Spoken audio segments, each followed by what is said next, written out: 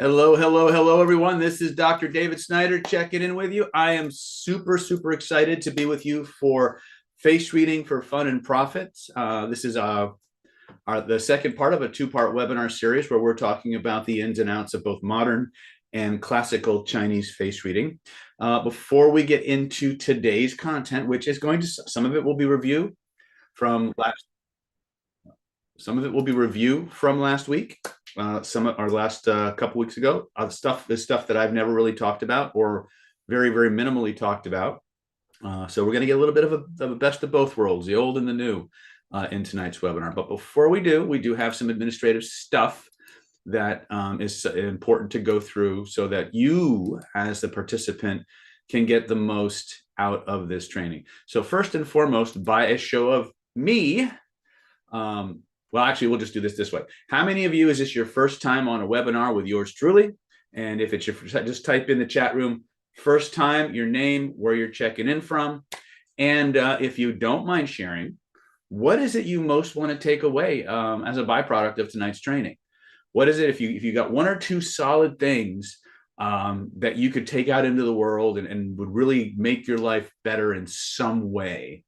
That you would feel good about pursuing this even further, what would that thing be? What would that be, that thing that motivates you, inspires you, makes you realize that there's something useful here that can make a powerful difference in your life, and go from there. I want to do a quick shout out to my YouTubers. A couple of things. I see your chats in real time. So when you type something in the chat, I see it just as fast as the folks that are joining us through Zoom. However, there is about a 60-second, sometimes a little bit more, bit of a lag between what I do on video and what shows up in your feed. So please keep that in mind. So sometimes if I seem a little out of joint or out of time, that's why. A couple other things. I know you're going to have questions, and to be honest, as a teacher, I know it drives people crazy sometimes, but I love questions. The problem is that we're on a webinar. People have blocked out a very specific amount of time to get the content they want to see. So here's how we're going to handle questions. I will answer any question that is directly relevant to the place in the webinar that we're in, provided I actually see it. However, as is often happens, because we've got people coming and checking in from Zoom, we've got people checking in through YouTube. This is being streamed out to multiple Facebook pages, LinkedIn, Instagram. So we have lots and lots of people who are viewing this stream. I can only track myself the ones that come through YouTube and the ones that come through Zoom. But if you have questions, here's how you can get your questions answered if I don't answer it immediately on the webinar. First and foremost, those of you who are veterans of Planet David, type your name, how long you've been a veteran of Planet David, so that people know who if somebody suddenly starts reaching out to them, they're not getting stalked or spammed or whatever, right? If you see a question in the chat that you have direct experience using one of our technologies, and technologies consider hypnosis, face reading, energetics, vibrational influence, face reading, handwriting analysis, whatever that is that you have experience solving, by all means, take a moment and answer that person privately in a way that's not going to take their attention too much away from the webinar, and just give them the answer to that question. If, however, that's still not enough, you want an answer from the big kahuna, I guess is a good word to use, or the head honcho, or whatever this dude in a vest represents to you, right? Then it's very simple. At the end of this webinar, YouTube will automatically reformat the live stream and put it up there as a content in our live stream platform on our YouTube channel. If you go to that section and you type in your question, I make it a comment to review the comment sections of our videos 3-4 times a day, every day. So I promise you that if you put a question in there, that I will, in a very short order, be answering it, right? So just type your question in there, and if I have the answer, I'll tell you. If I don't, I'll tell you that too. And I'll be able to point you in a direction for where you can go to get that information answered. Second part of administrative stuff. This is important because I have a very unique presentation style, part stand-up comic and part rabble rouser and part no BS kind of guy. So here's the thing.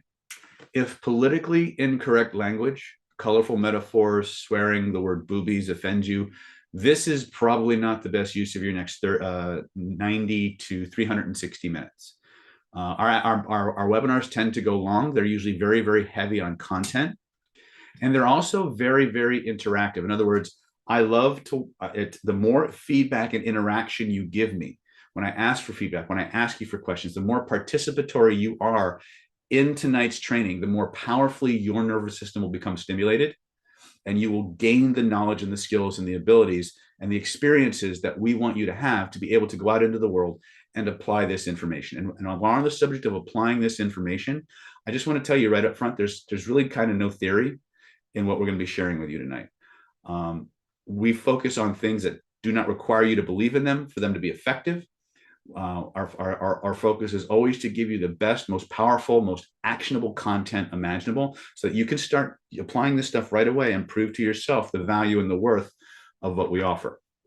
That being said, we're about to dive into a very, very, very deep end of the pool, 2,500 years worth, not counting modern science to be exact. So if this is the scope of everything that there is to learn in the 3 hours that we're together, we might have time for this much. So my commitment, my promise to you is this: I will teach you as much as I can in the time that we have together. I will take you as far down and into this face reading rabbit hole and all the different places it can lead you and change your life within the time that I have. And I will promise you, I will point you, I will give you a path to continue your journey and level up your skills, to take it further. Is that fair? If you think that's a fair trade, go ahead and type that in the chat. If you don't think it's fair, probably not best use your next 360 minutes. So you might want to go watch the Three Stooges or something, right? Okay. That being said, let me talk about what we're going to be focusing on tonight. So tonight is about what I would like to call 5-element face reading. This is a kind of a callback, or I don't want to say a retcon, but I'm going to go back to my roots in Chinese 5-element energetics, Chinese medical acupuncture, things of that nature. And then I'm going to try and bridge that gap. I was very privileged to learn a classical family lineage of face reading from my teacher, the great Lillian Bridges. And let me just, let's just do this part, because this is part where I always get teary. So let me show you this. So this is my teacher, Lillian. This is a very young Lillian, by the way. This has always been my favorite picture of her. And she passed away in I believe it was 2020, and September, as a matter of fact. And she was the one who introduced me to this amazing world of Chinese 5-element theory. And when I was sitting in her symposium class for the first time, and she stood up in front of at least 400 or 500 people, and proclaimed to the world that if you can read somebody's face and you unpack the emotional baggage that is behind those facial markings, that marking will actually start to fade and go away. And the first thing out of my mouth from the back row of this auditorium was, bullshit. Turns out she was 100% right, and I'll tell you that story later. For those of you who are wondering if this shit's real, how does it work? What you see right next to Lillian's picture is the second page of a textbook on Chinese medicine that is dated over 2,500 years old. This is all on the markings that we're going to be talking about today, the facial characteristics, things of that nature. It was the second page, right? And so it's important to remember that there are teachers out there who don't approach face reading and even the Chinese systems the way that I was taught to approach Chinese face reading. There's some really good other resources that I'm happy to talk about, but most of the people that I know who don't go back to Lillian's lineage are more focused on the divinatory, fortune-telling, astrological, more woo-woo approach to face reading. And there is some credence to that. But Lillian was, even though she knew all about that stuff, her particular family style, their face reading was mostly for legal applications, banking and business, and matchmaking. And her first textbook, which is a required reading for all of my face reading students, is called Face Reading in Chinese Medicine. You can find it on Amazon. Lillian was the world's leading authority on Chinese face reading, and she could literally look at your face and give you a pretty good ballpark of your Myers-Briggs profile. She was that good. She was so good that two intelligence agencies were actively trying to recruit her to teach their system to their operatives, which I don't know that the official story is that she never did. Her father was, in fact, an agent for the CIA for a long time. So what I was told versus what was actually true, well, I'll leave that up to your imagination. But what is possible with face reading? I think a better question is what is not possible with face reading. So here's how we're going to play this game, okay? I'm going to ask you some questions. And if it's something you'd like to be better at or something you'd like to be able to do more of, you just type, yes, that's me in the chat, and we'll jump in. Sound like a plan? This means yes, this means no, but I can't see that in the chat. So type yes if you're with me, not so much if you're not with me. Okay, very good. All right, excellent. So how many people here, by a show of that's me in the chat, would like to make more money? Anybody? Okay, a resounding yes. Well, let me tell you, if you become a certified face reader and you're competent, it's not uncommon for people to get anywhere from $350 to $750 a session just to read somebody's face, much less help them fix that stuff that they find. And the reason I say fix that stuff that they find is because Lillian's approach was always about diagnosis, how to look at somebody's face. And I can look at your face, and any of Lillian's students who paid attention can look at your face and literally tell you how your spleen is doing, how your heart is doing, your lungs are doing, what your constitution is like. They can tell a lot of times when your siblings were born. They can tell when you've had traumas. It's amazing what you can do. But the biggest application that we started with was people for Chinese medical diagnosis. In other words, someone's coming to me for chronic pain, cancer, multiple sclerosis, some kind of long-term chronic illness. Can we, in fact, look at the face and actually diagnose the face from a Chinese medical perspective using that? And that's where we start in our approach to face reading. It's all things that we can verify and prove. The further you get out into the wonderful world of Wu, the more subjective and suggestible things become. So if you are working in any form of healing profession, and I don't care if you're a body worker, I don't care if you're an acupuncturist or a Qigong practitioner, I don't care if you're a psychotherapist, social worker, there is no place where the elements that we're going to be sharing with you throughout this webinar and our full curriculums will not give you more insight and more ability to make a profound difference. And in many cases, to measure the differences that you're making with your clients.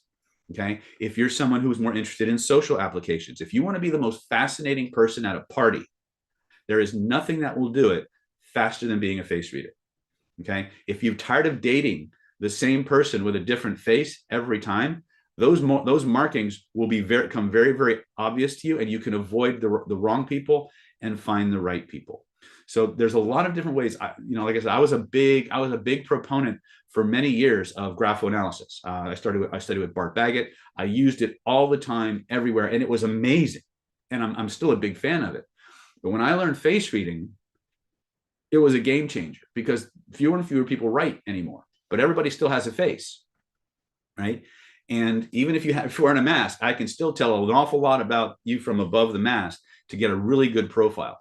And while we're on the subject of profiling, and because that's what this class is really kind of about, it's about being able to look at somebody and through pattern recognition, understand what that person's life is like or what kind of a life they're leading. And we can look at the face in different layers and we can look at it in different levels. Today, I'm going to try and pick up a little bit of where we left off yesterday. Or not yesterday, but 2 weeks ago when I started teaching you the decision-making processes and the maps of the face. But I also want to go into more of the classical stuff. But these will still be things that you as a business person, a social person, can begin to apply. And it's going to be more along the lines of elements. So before we go any further, I'm going to ask you a few more questions. So how many people would like to enjoy better relationships? Yes or yes? Okay.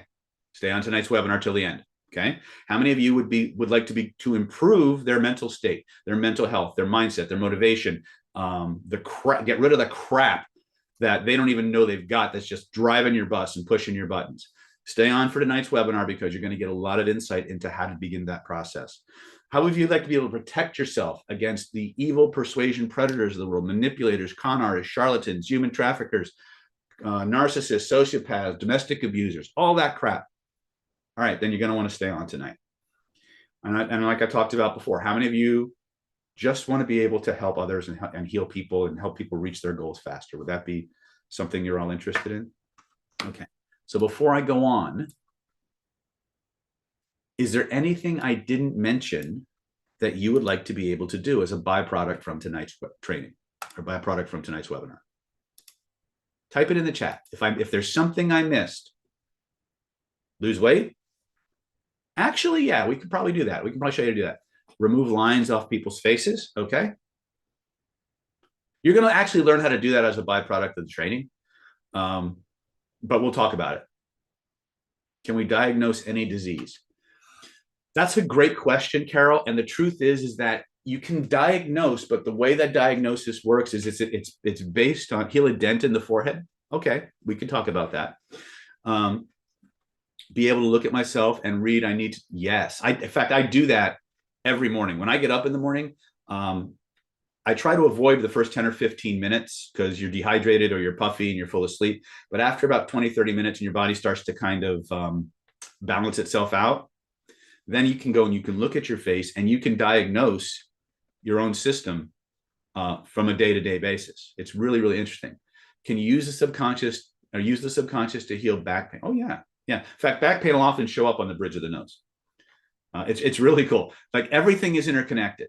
Okay. Now, again, you guys are asking some really deep questions, and I will try to work those into the night's webinar as possible. But hopefully, as I go through this process, you'll be able to extrapolate how that would work. If not, we have a training opportunity coming up mid-month, I think it is, towards the end of April, that will make everything really, really direct and straightforward for you. All right. So I'm glad. I love the amount of feedback we're getting in the chats. That is absolutely awesome. Let me go look at my YouTubers here really quick. Okay, so I missed it earlier. So just for the sake of the new people, who's David Snyder? Why should I care? So we're just going to go through this really, really quick. So I told you my lineage with Lillian Bridges. All right. I am, in fact, a doctor of acupuncture and Oriental medicine. This is a copy of my degree from Pacific College of Oriental Medicine. I've had an active practice since 2005 here in Solana Beach, where my primary focus is treating physiological illness that's caused by repressed emotion. And what happened is I very, very quickly realized that I could fix most things faster with hypnosis, NLP, and Chinese psychoenergetics than I could with needles. And so that became the focus of my practice. Face reading, when I finally learned it, became a huge diagnostic assist beyond the basic face reading I had learned in medical school. So I'm also one of the top 2 NLP trainers in the world, as per globalgurus.org. This is a copy of 2020 when I was ranked the #1. I actually beat all the founders out. I still keep this one just to remind myself that I'm probably the only guy that ever actually managed to pull that off. And I have not pulled it off again, but I have been in the top 2 slot for the last 8 to 10 years. So I'm excited about that. I've authored over 15 different products on various forms of human influence. This is a copy of a letter I got from Global Gurus where one of my programs, actually 2 technically, Killer Influence, Secrets of Covert Hypnosis, was ranked the #1 NLP training program in the world since 2020, actually, up to even this year. And so I'm very proud of that because we never promoted this class as an NLP class. And the second version of it was also ranked #1. And that was called Defense Against the Dark Arts, which uses a lot of face reading and profiling stuff in it. So, and this is, of course, a copy of our our page at Global Gurus. I'm not gonna bore you with these details, but here's what we're going to be talking about today. From a Chinese 5-element perspective, I want to talk about how to understand personality and temperament. I want to teach you how to track and understand trauma history, not to a great degree. That was mostly last week's webinar, but I want to kind of close that loop for you. I want to teach you how to look for and gauge sexual and romantic compatibility, but I don't want to just show you about sexual and romantic compatibility. I also want to teach you some things that Lillian taught me about business compatibility. We're going to talk about the 5-element management styles. We're going to talk about 5-element lifestyles, 5-element physiology and physiognomy. So you can start to kind of look at people and begin to ballpark. Okay, is that a fire person? Is that a predominantly fire person, predominantly metal person, predominantly earth or water person? And what are they most? And because of that primary physiognomy, what exactly is that person going to trend towards? And that's what I want you to think about. When I was learning the 5-element system, I'll talk to you about, remind me to close that loop. Melissa says, I've been absent since 1997. That's okay. Welcome back. We're going to teach you how to become a master of people reading and human influence. And while we're on that subject, let's go back to the word I mentioned earlier called profiling. So when we look, if you can Google, you can just type in personality profiles or personality tests, and you will have page after page after page after page of different tests people could take. Myers-Briggs, the 4 temperaments,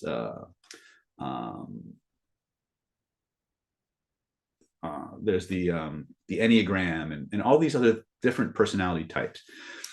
And those are all designed to help you do something. Core, yeah. They're all designed to help you do something, create a profile of a person based on a template. And the Chinese were no different, or the Asian systems were no different. And this isn't, and by the way, this is for any face reading system. It doesn't really matter if it's Chinese, Korean, Malaysian, Italian, Native American. There's many Vedic. There's lots of different face reading systems.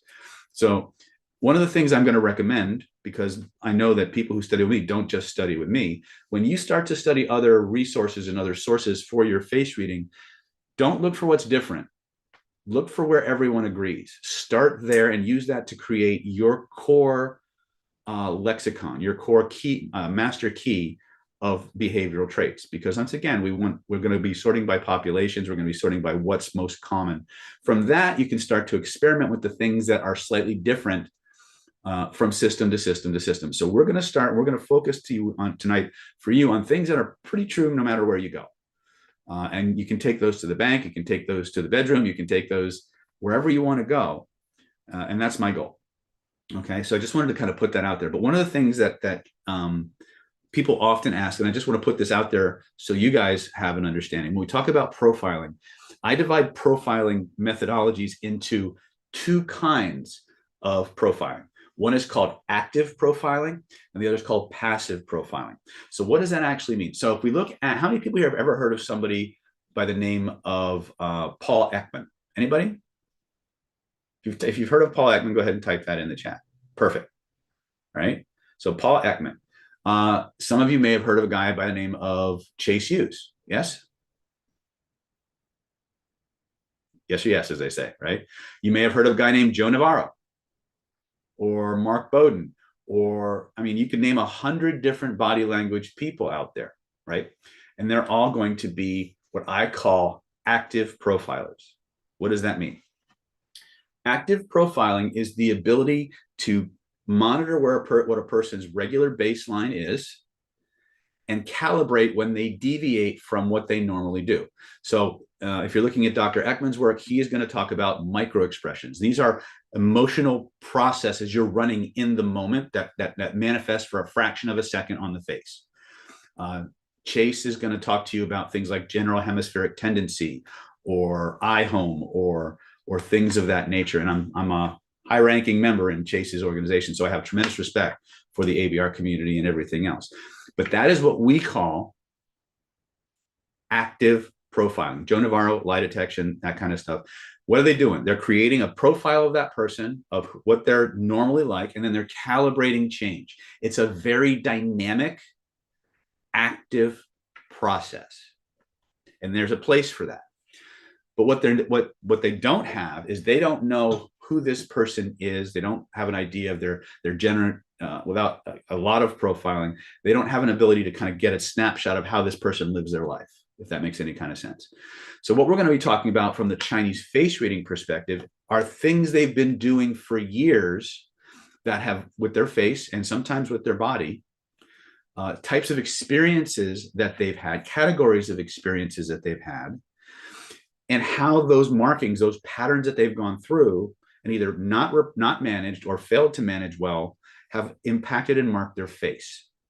So if you can think of the difference between active profiling and passive profiling, active profiling, we're looking at micro expressions, we're looking at things they're doing in the moment.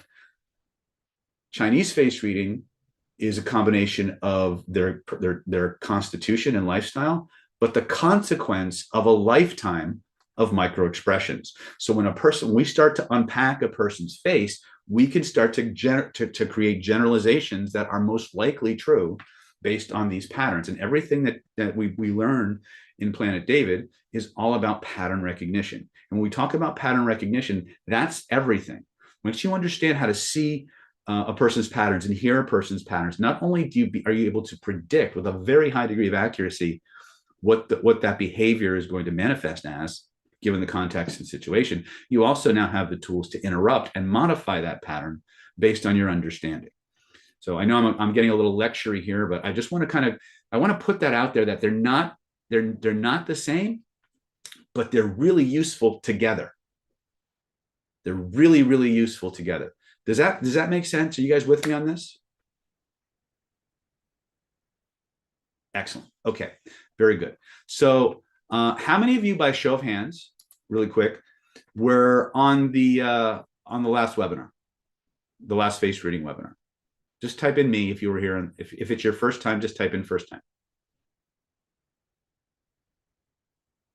Okay. Okay, Willow's first time. Lacey, first time. Melody. Excellent. Okay, so a lot of first timers. All right. So here's what we're going to do then. If it's okay with you, I am going to do a brain dump on you as much as humanly possible. I'm going to go really quick for the first half of the first facial map that I'm going to show you. We aren't going to do decisions, and we're not going to do public side and private side. You can go back to the webinar we did on March 13th, I think, or March 11th, and pick those up there. And I highly recommend that you do. If when you come to face reading at the end of April, then of course you'll get a deep dive into this stuff, right? Please, please, please review this webinar. I'm going to give you a crap ton of really powerful information. Okay. Todar says Joe Navarro is a real expert, although the books of him are a bit, yeah. Well, the thing you got to understand about anything that's coming from the military and law enforcement context is going to be hyper academic. It'll be scientifically valid in most cases, but it's not going to be the most exciting way to assimilate this information. The other challenge with that approach to learning is there's so much data. Most people don't need a body language dictionary that spans 400 pages. They just need to be able to have a few basic rules of thumb that you apply and be able to best guesstimate what that behavior most likely means based on those principles that are fairly immutable. Okay, so that being said, let's you guys want to jump in? You guys want to? All right, so let me ask you a question. I'm going to give you guys a choice because I'm going to do both no matter what, but I want to know which one. I'm going to teach as much content as humanly possible for about the next 30 some minutes. At the end of 30 minutes, we're going to go into phase 2 of our webinar, which is where I show you the paths of ascension, the ways to level up your skills. We put some programs and some packages together because I asked you if I could show you the way to go next, you'd be willing to go. Is that true or not true? You guys remember I asked you that? Okay, so we're gonna go as much as we can in the next 30 minutes. We're gonna go through phase 2 of the webinar, then we're gonna go right into phase 3. Phase 3 of our webinar is accelerated and customized learning phase. What does that mean? That means that we're gonna drill down on even more information. We're not just gonna leave, make an offer and then disappear. We're gonna actually make the offer, let you guys take advantage of it, and come back and continue to teach you. We're gonna teach you more and more stuff, and we're gonna try and customize the content that we're teaching to give you the biggest bang for your buck. All right. So if that's fair, then let's go ahead and look at the emotions of the face. Let me share screen. And if for some mysterious reason we should have all kinds of technical snafus like we did last time, just bear with me because I've got like 6 different cameras running, or not cameras, laptops. One of them will work. So last class, we talked about the first half of this particular diagram, right? So we talked about skepticism, we talked about joy, we talked about sadness, sorrow, lost love lines, grief, right? Humor, bitterness, and we did talk about fear. Now my pen is working, so I'm actually going to talk about, I'm going to revisit fear. When you guys know what an orange peel looks like? You know how they have the little dimples? When you see somebody who's got a lot of repressed fear, you won't usually see lines like this. This is not, and this is what Lillian taught us in the actual class. It's done by little lines here, but in actuality, what you see when you're dealing with someone who's got a lot of repressed fear are what look like the little let me do this a little bigger. You've got little dimples, like on an orange peel, right? And if you see these little dimples in and around the chin when they're not making a face, when the face is relaxed, this is someone who's been holding on to a lot of repressed fear, okay? Last class, I also talked a lot about these 3 traits. This is bitterness. I'm sorry, this is over nurturing. This is disappointment. And this is bitterness. Now, each of these can appear on the face by themselves, but when they show up together, that's when things can get a little dicey. And here's what I mean. People who have these over nurturing lines, they tend to have grown up either intentionally or by default, believing that if they just keep giving to the world, that the world will give back in kind. Okay. And what happens is they keep giving and they keep giving and they keep giving. Now, sometimes they're caregivers and they're home health aides, or they have a parent or a spouse who has a lot of health issues, and they're just giving and giving and giving. But a lot of times with these particular markings, which are often related to the large intestine, by the way, those markings indicate somebody who has been giving of themselves over and over and over again, waiting to get back, and has not been receiving to the degree that they're giving from their perspective and from their body's perspective. And so what happens is, after a certain amount of time, these people will start to experience a growing level of disappointment. Now, disappointment can be seen by a wrinkle traveling from the corner of the mouth down through towards the lower lip. Now, I have to go back on this one a little bit and clarify. There's a difference in face reading. Let me put a smaller line here. There is a difference between a downturned mouth and a disappointment wrinkle.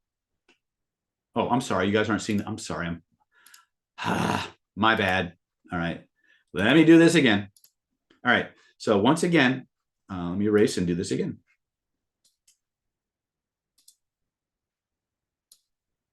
So in face reading, we have 2 different traits that can manifest at the corner of the mouth. You have disappointment. You have disappointment, which can be seen by a wrinkle that travels from the edge of the mouth downward. But sometimes the person won't have a wrinkle. They'll just have a mouth that's just kind of has a downturn to it. This is somebody who is a bit more on the pessimistic side. They're more on the half empty versus half full side of life. So they're not the same trait, but I've seen face readers often confuse one for the other. So when you look at a person's, just on a little funny note, sometimes you'll see these disappointment lines on people who have children who just continually don't do what the parents want them to do. I have these because my children are constantly finding ways to circumvent my rules and disappointing me. So I have these all the time, right? But again, when you see that line traveling down from the corner of the mouth, this is someone who's experienced a lot of disappointment in their life. And it's not disappointment that they're expressing. That's the thing we need to understand. When we look at these lines on the face, these are not things people are expressing. These are things people are stuffing, denying, regressing, or repressing down. So for 18 plus years of working with repressed emotion, nobody ever came to me because of something they were expressing, ever. No chronic illness I've ever worked with was because somebody was getting rid of shit, right? So Denise is asking there, sometimes are they different on the right left? Yes, we covered that in the last webinar, but I'll just put it out there really quick so you guys can take notes. The right side, so raise your right hand, touch the right side of your face and say public. Right side of your hand, or right hand, right side of your face, say public. Take the left side of your hand, or your left hand, touch it to the left side of your face, say private, or personal, or intimate. So public, private. So when you look at these lines, any of the lines I'm showing you right now, the first thing you want to start to gauge, are the lines symmetrical? What does that mean? Well, if I look at the right side disappointment line versus the left side disappointment line, are they the same depth? Are they the same length? Right? The more symmetrical they are, the more pervasive that particular set of emotions is. The more depth and length a particular emotion has on one, it tells you where the majority of that is being experienced. So if I have someone who has a very strong public face, but a very strong disappointment marking here, it's a pretty safe bet that something in their professional life or their external world, where they relate to the public, is not as satisfying as what's going on when they get home. And you can flip the script on that. So remember, right is public, left is private. We're looking at depth and length. Okay. Lacey's asking how to differentiate between lines from physical injury, scars, accidents, and natural facial characteristics. Scars are pretty easy to tell. They have a different kind of tissue to them, but most of the markings, with the exception of moles to a certain degree, and you have to look at moles a little bit differently, most of those will be either extra jing or they will be some kind of energy blockage. So if you've got, let's see, what's a good one? Like a mole up here is usually good luck. But sometimes if you've got a mole like on the tip of your nose where you have the river of life flowing, that can actually work as an energy block. So it's interesting that, this isn't a class on Jing, which we'll talk a lot more in Chinese 5-element face reading. But anything that deviates or cuts through or blocks a flow can have significant impacts on your behaviors and manifestations. Okay. That was a very deep question, Lacey, and I want to go deeper into that, but it's not the focus of where we're going tonight. Melissa's asking, what about health nuts? People take lots of supplements that heal the skin and use sunblock protection. Okay, so the environment will absolutely impact your face, but what you'll notice is that the obvious signs of aging are most of the time, and this is something that my wife and I came to clinically, and then Lillian confirmed it from a Chinese face reading perspective. Most of the markings that people manifest or believe are aging are actually signs of emotional toxicity. I've literally seen pictures of people who, when they first started training with Lillian, looked like they were 40 or 50 years old. And when I've met these people in their 60s or 70s, all those lines are gone. And they've had no plastic surgery of any kind. All they've done is the emotional clearing work that comes from learning to do this face. It's amazing how I've seen people, again, I can't talk about supplements and things of that nature. I'm talking to you strictly, purely about what happens when you start to clear the emotional toxicity that's imprinted on the face. I've literally had clients who started the session with no eyebrow bone, like nothing, and then all of a sudden we resolve all the limiters to why they've been holding themselves back, why they've been feeling repressed, and boom, instant Frankenbrow, 90 minutes, done. Right? There's all kinds of other factors, but what I've seen over and over again is that when you start to unpack the markings and the wrinkles in the face, when you find the emotional toxicity that these are indicators of, those markings fade. Okay. And I've seen scars fade too. Okay. Yes, something like that. The scars can affect you. Yes, absolutely. And I could play what if questions all day long. That is not where we need to go. But I'll tell you what, type those questions in the comment section of the chat, and I'll point you to the relevant texts and things of that nature. Okay, so are we clear on these over nurturing lines? These are actually, by the way, don't be surprised many times when you see these markings. A lot of times, if they have some kind of intestinal issue going on, IBS, Crohn's disease, celiac, irritable, yeah, I said irritable bowel, those of that nature. Okay. Disappointment lines. The next line I want to talk about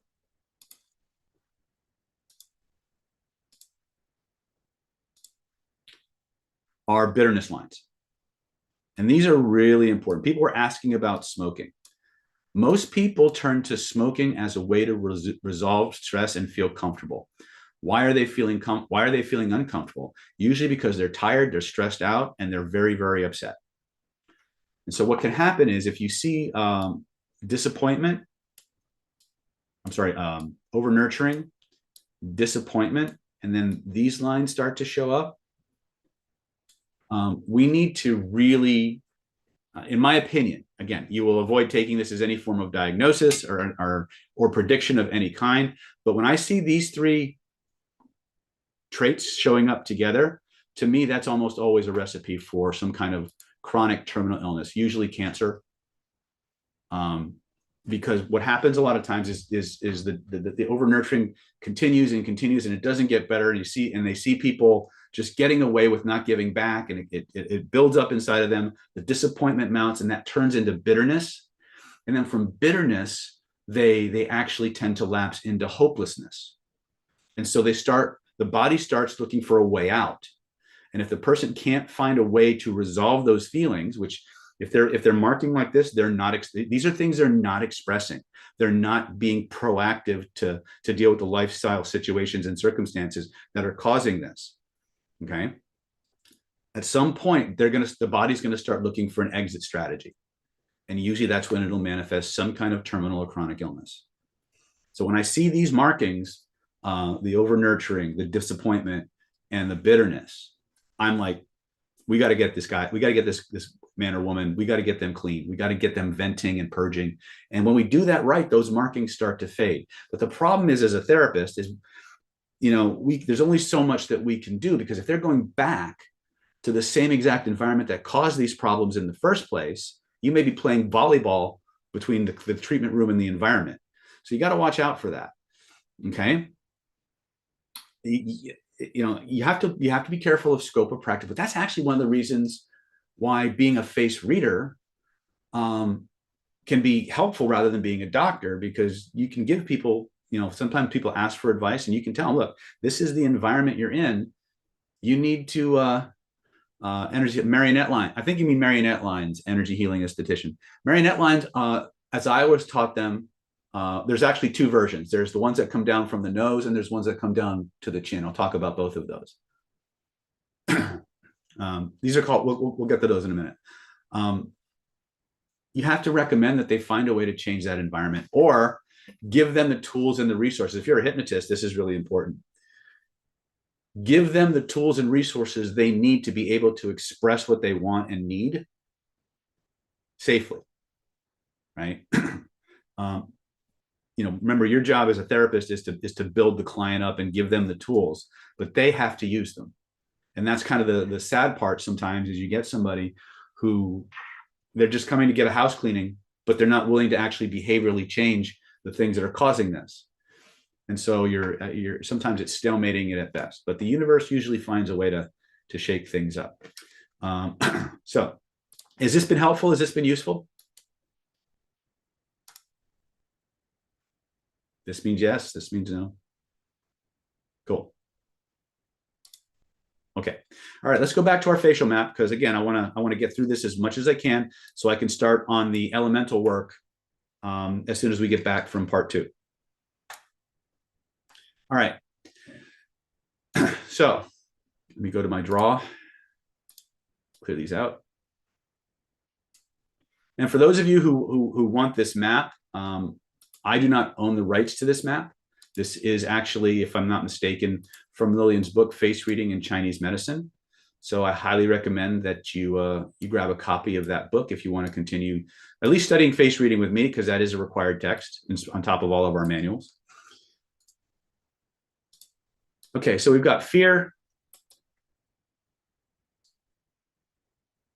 We've got disappointment. We've got bitterness. Next one I want to talk about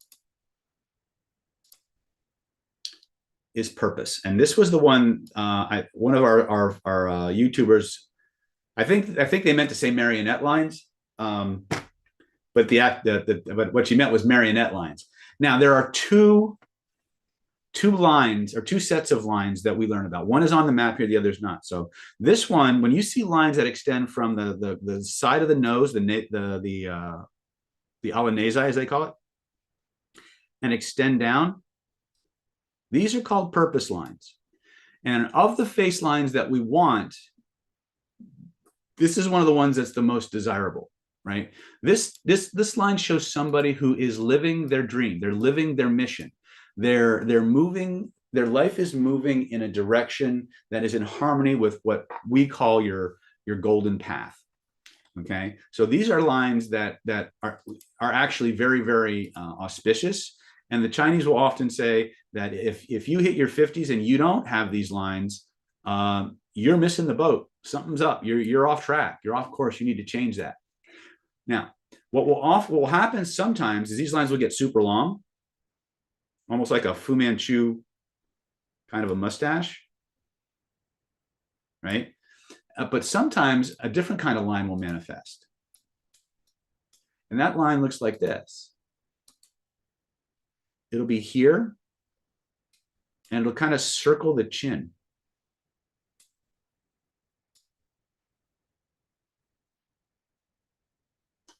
And believe it or not, these lines are related to fear. And the teachings I had from Lillian were that they relate most strongly to fear of death. So if you see someone with these lines that kind of circle the chin, this is someone who's probably, when nobody's looking or nobody's paying attention, is thinking about the future in a not so pleasant way. Or they may have a lot of health concerns, or maybe dealing with, they may have parents or siblings or people close to them going through health stuff, and it's caused them to really kind of contemplate their own mortality. So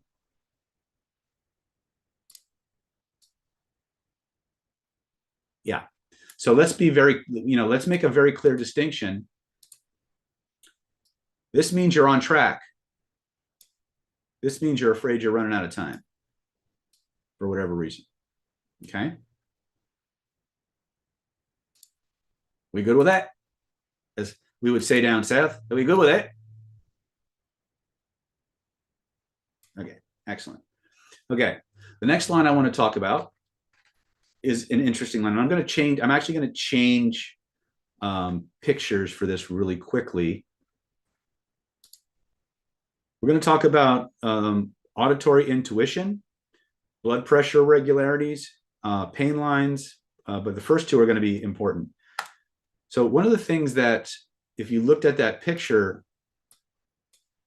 and I actually have these, so I'm pretty well versed in this. If you have lines, like little wrinkles, almost like gills, that appear in front of the ear, kind of like this.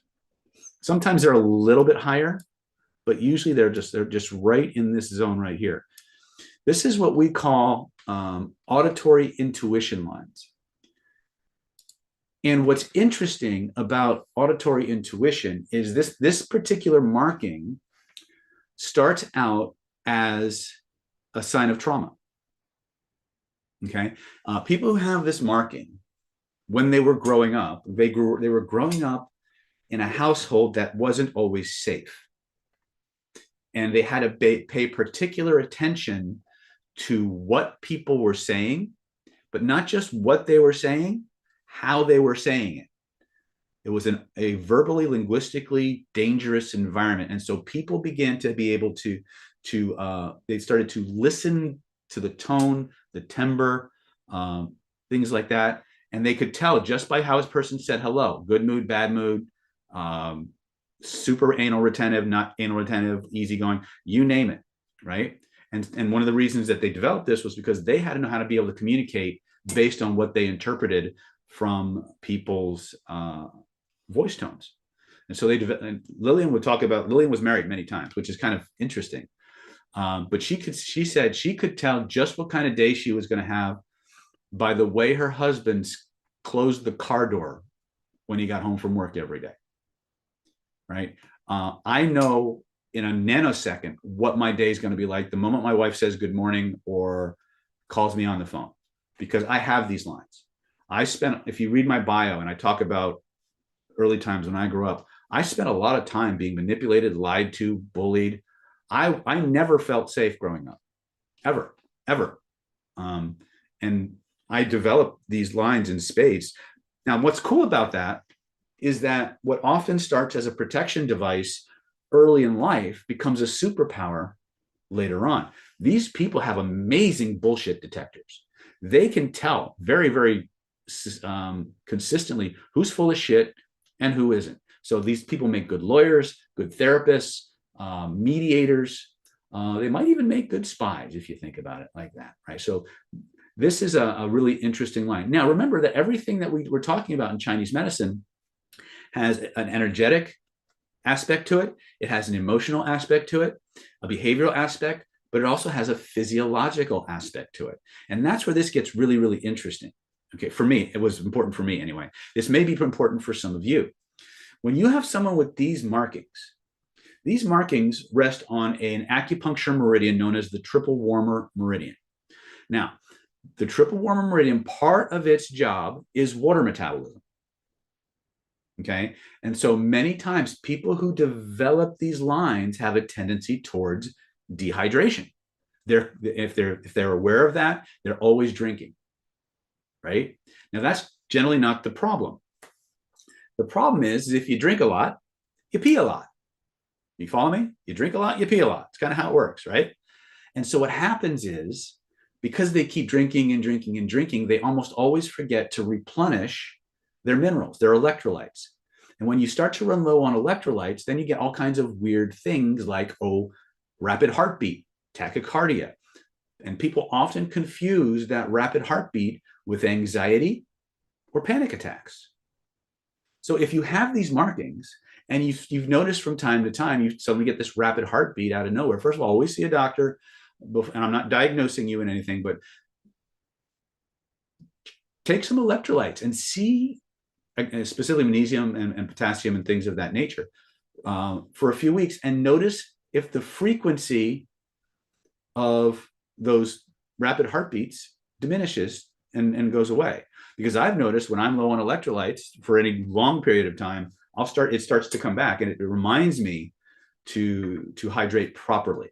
Right. So remember that this is a really good skill set that you develop. It's a faculty that turns on, but because of how it turns on and where it turns on, it has physiological ramifications. So if you are one of those people who has rapid heartbeat and you have these markings, first thing, make it simple. Just start supplementing with good, healthy electrolytes under your doctor's supervision and see what happens.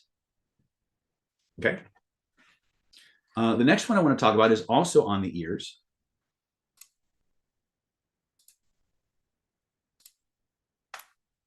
And this one you'll see a lot of times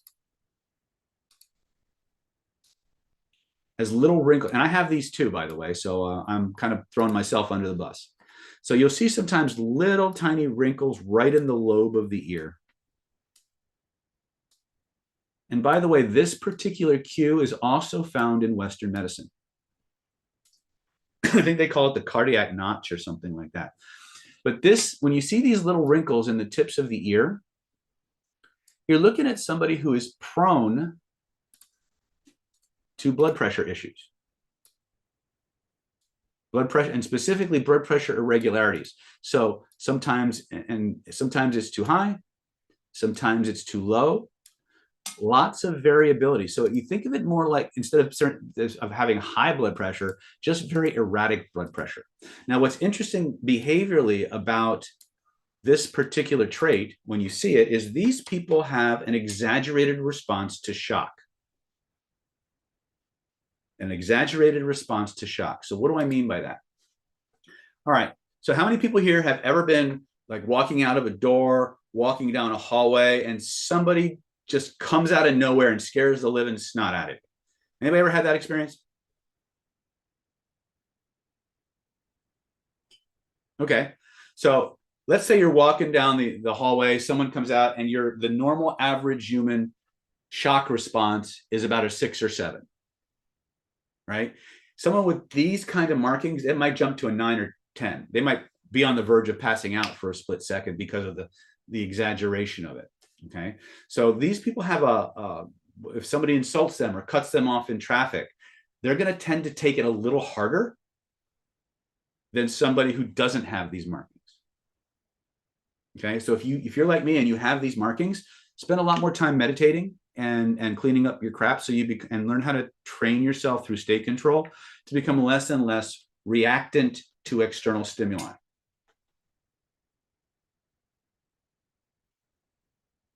Okay. Useful, yes or yes? All right, let's go back to emotions. All right. So next piece. So we've talked about auditory intuition. We've talked about blood pressure irregularities. One of the ones I want you to be on the lookout for, oh, looks like we're starting to get a little funky with the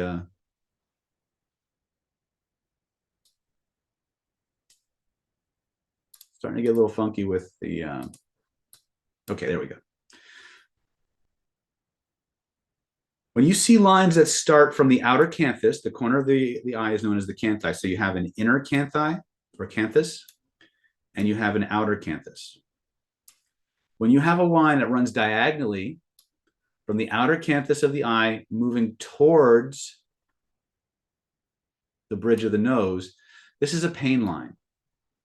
Now, this is especially important if the person isn't in any obvious physical pain.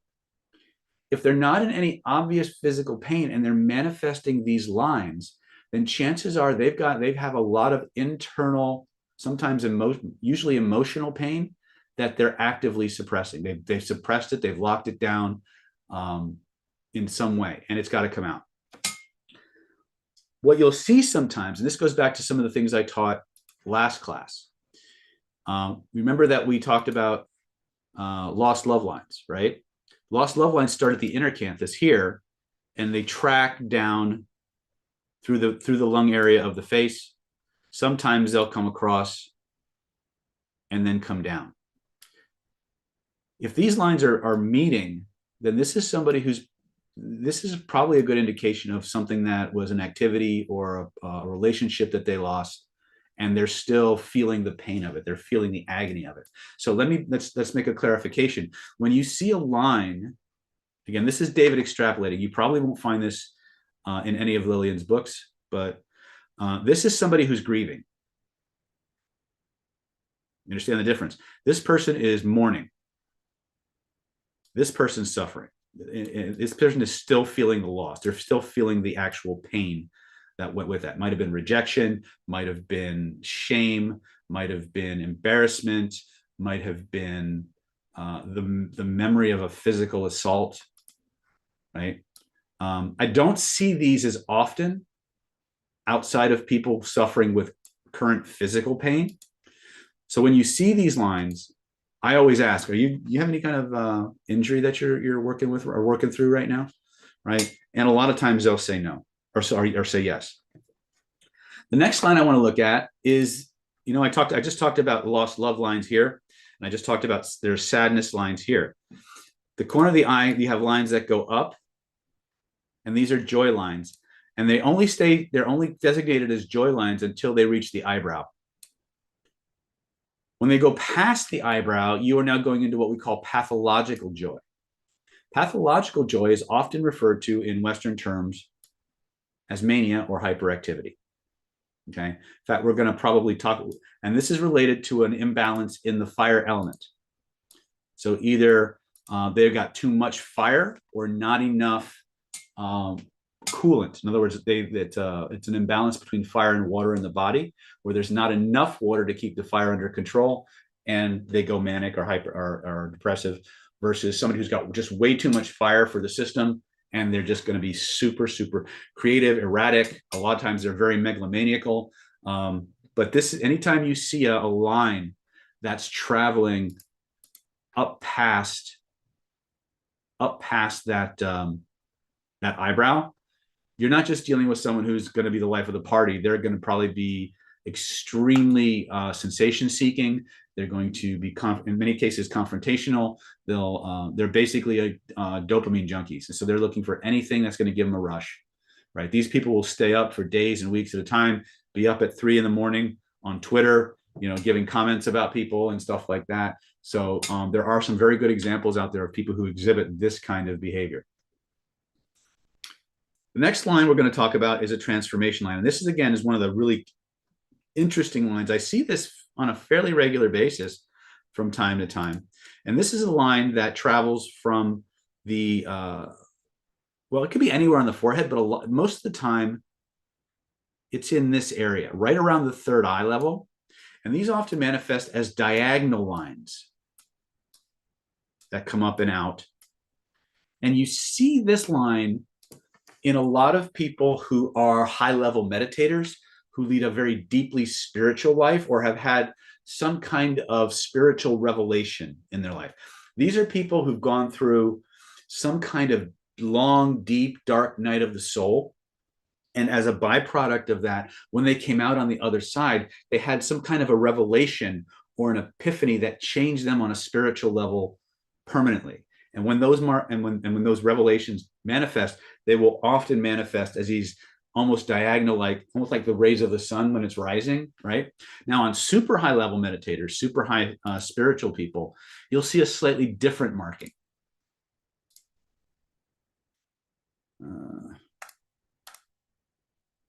And this one is called Buddha wings. And Lillian, in fact, when she was alive, would talk about when she met and watched the Dalai Lama preach, or Lama Mingmar was one of her teachers. And so a Buddha wing looks like a wing. If you can see the third eye, and it comes up and it kind of flows out like this, right? And it looks like a wing.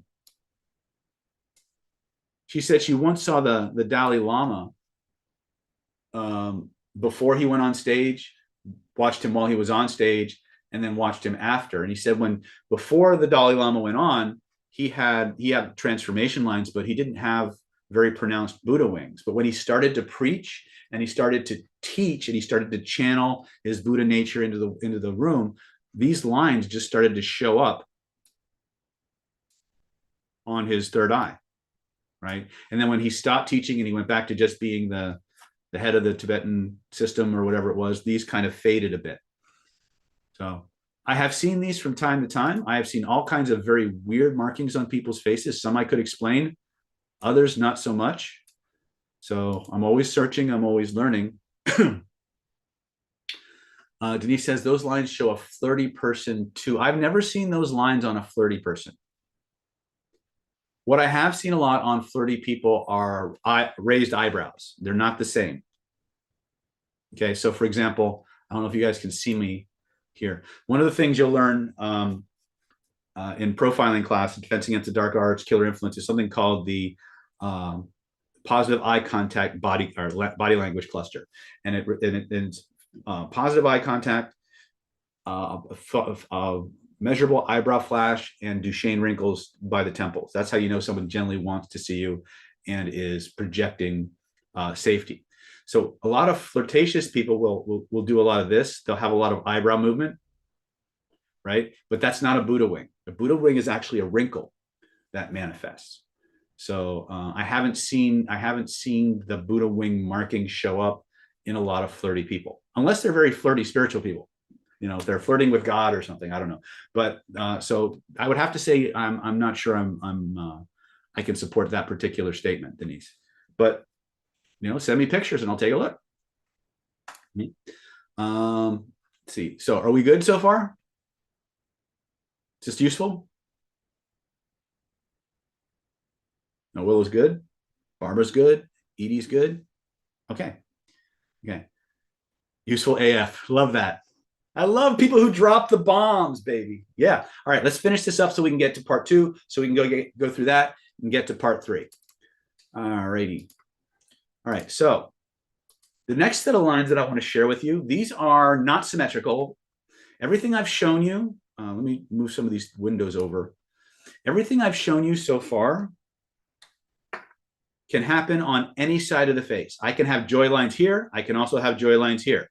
I can have mania lines here. I can have mania lines here. So everything I've shown you on the outside of the clock face is symmetrical. It can show up on either side.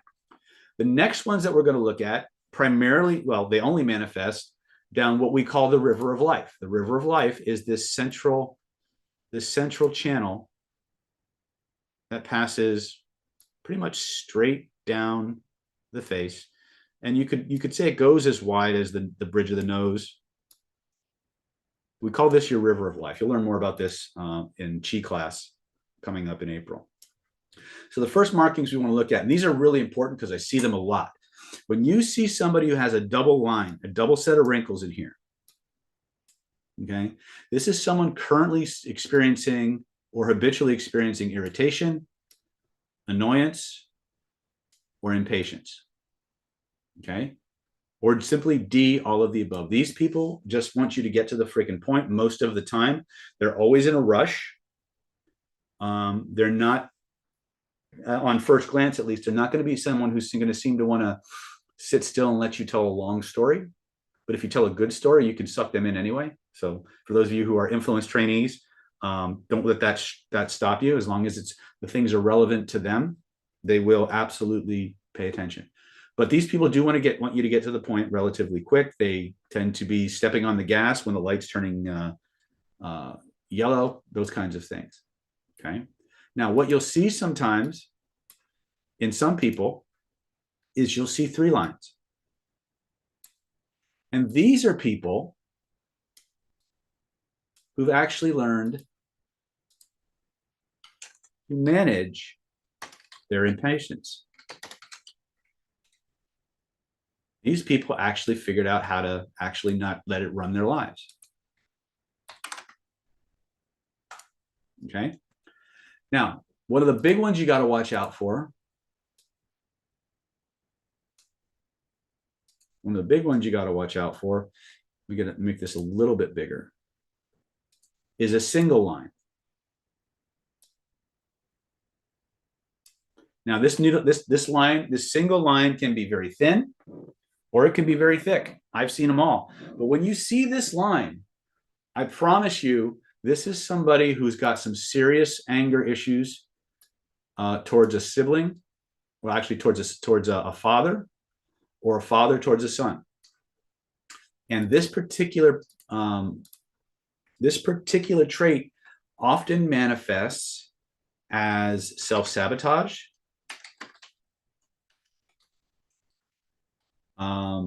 need for approval, can often be passive aggressive, and they tend to have a failure to launch. So let me explain this from an experiential perspective. When people have this marking, and we're going to learn this actually in part 3, this part of your face is related to the wood element of the body. The wood element relates to, hold on, let me get this out. The wood element relates to the liver and the gallbladder. So anger is one of the pathological traits of the liver. Resentment is one of the pathological traits of the gallbladder. In fact, the gallbladder is kind of like the scorekeeper of the body. Now, the other thing you need to understand is that there's also beneficial energies connected to these organs and these elements as well. So the passion and compassion are also connected to the liver. Any form of energy of achievement,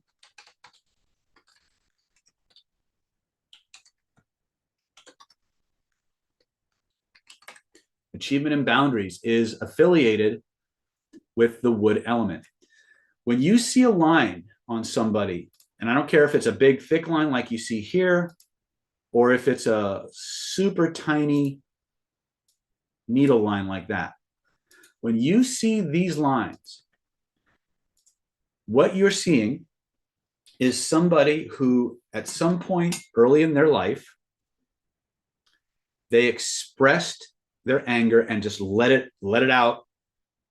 And when they did that, they were so badly punished for letting it out that they made it an unconscious decision. It's probably conscious at first and then became a very deep level unconscious decision to never get that angry or let that level of power be expressed again. And notice what I said, let that level of power be expressed again. Now, this particular part of the face relates to what we call the father's blessing area. In other words, the relationship that you had with the primary yang or masculine figure in your life. So when it appears here, that is almost always anger directed at the dominant masculine archetype in the family. Now, we live in a very, very different level of cultural awareness, a lot of woke stuff going on, all those other things. So to just be very clear, if you were raised in a 2-female family, you could still have this line. Okay, so whoever was the dominant yang masculine energy, the authority figure, that it could be a woman, right? So let's be very clear. And I know this for a fact because my wife and her mom have some issues that we're working through many times, right? So I've seen this, but what happens is that there's this big blow up. The person makes a decision. I'm never going to let that shit happen again. I'm never going to lose control like that ever again. And they put a block right on their power to achieve. Now, at first, that's not a big problem. But what happens is as you move forward in life, you tend to become more well-known, more accomplished, things of that nature. People who put a block on their energy will reach a point in their evolution. They'll reach a point in their journey where that energy block manifests and they can't go beyond it. And when they hit that block, and it can manifest a bunch of different ways, they'll either get angry and have a fight with the person or the organization they're a part of, and they'll leave. They'll get super passive aggressive and get themselves fired. They'll just lose interest and start something completely new. So many times, these people are very, very smart, very, very talented, and they're a jack of all trades, but they never seem to get beyond a certain level. And they're always trying to prove themselves. And they're always, in my opinion, as a therapist, they're still fighting a battle that happened years ago. And because you happen to be the person standing in front of them that represents that figure, you can get targeted with that. So when I see this line, understand that it may not happen right away. It may not manifest immediately, but the more energy and the more power and the more accomplished that person becomes, the closer they're going to get to finding some way to remove themselves from the equation, either peaceably or not. These people have a tendency to be very passive aggressive. So don't be surprised if they say and do things that cause you to lose your temper. And when you lose your temper, then they get all offended and find a reason to leave. Okay. Is it at the same point as the third eye or the pineal gland? Well, the pineal gland's all the way back here, guys. It's actually just below the. If I don't have a picture, but the third eye is up here for sure, right? It's in that third eye. We call this the seat of the stamp. Again, you'll learn this in April when you come to face reading. This area is a really, really important place in terms of behavior, personality, how a person functions within an organization. Organizational dynamic can be seen very, very clearly here, right? So a lot of cool stuff. But when you see that line, you know, if it's a first date, if it's a job interview, you might want to start asking about their history and see if you can notice a pattern in what they're sharing with you.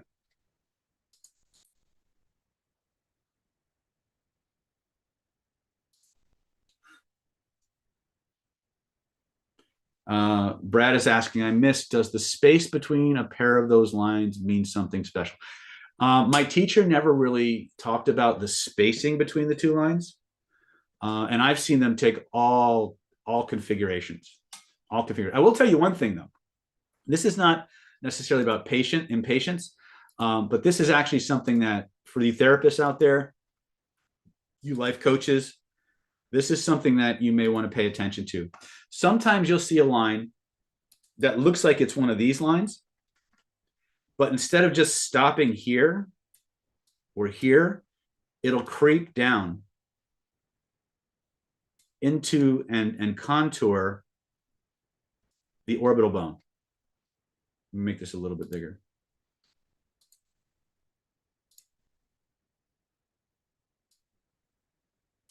And when you see that kind of a wrinkle, this is somebody who's prone to worry, anxiety, and overthinking. Okay. So this person always has a shit ton of stuff on their minds. And so their spleen gets a really strong workout. Okay. Last, but probably not least for today, on the emotions anyway, is disempowerment lines. These are lines that start at around the first third of the lower eyelid, and they migrate diagonally, kind of like pain lines, towards the bridge of the nose. Now, my teacher Lillian called these disempowerment lines, and I understand where she was coming from with that term, but I don't think it really encompasses or captures the spirit of what this particular trait means. And it's really important. If you see people that are dealing with any form of abuse, especially long-term domestic abuse, sexual abuse, whether it's as a child, a spouse, whatever, and you see these lines, let me explain what this means. This is somebody came along and violated their boundary. Like this person came in, violated their boundary. And when the person's boundaries got violated, they tried to fight back. They tried to stand up. They tried to push back. And when they tried to push back, the person who was the transgressor, the violator, pushed back even harder. And instead of continuing to fight, this person collapsed. They crumpled. They went into appeasement mode. Right? It's okay, whatever you want. Just stop hitting me. Please don't hurt me. I'll do whatever you say. Right? I'll make it okay. I'll make it right. Right? And so these people become appeasers. They again, at the risk of throwing a really good classic television show under the bus, how many people here are familiar with an old television sitcom called All in the Family? Type it in the chat if you're familiar with it. Okay. If you haven't, it was you got to remember it was done in the 70s and it was all about bigoted white people, right? Or bigoted anyone. right? But there was one particular character in that show. Her name was Edith Bunker. She was the wife of Archie Bunker, the main character in the show.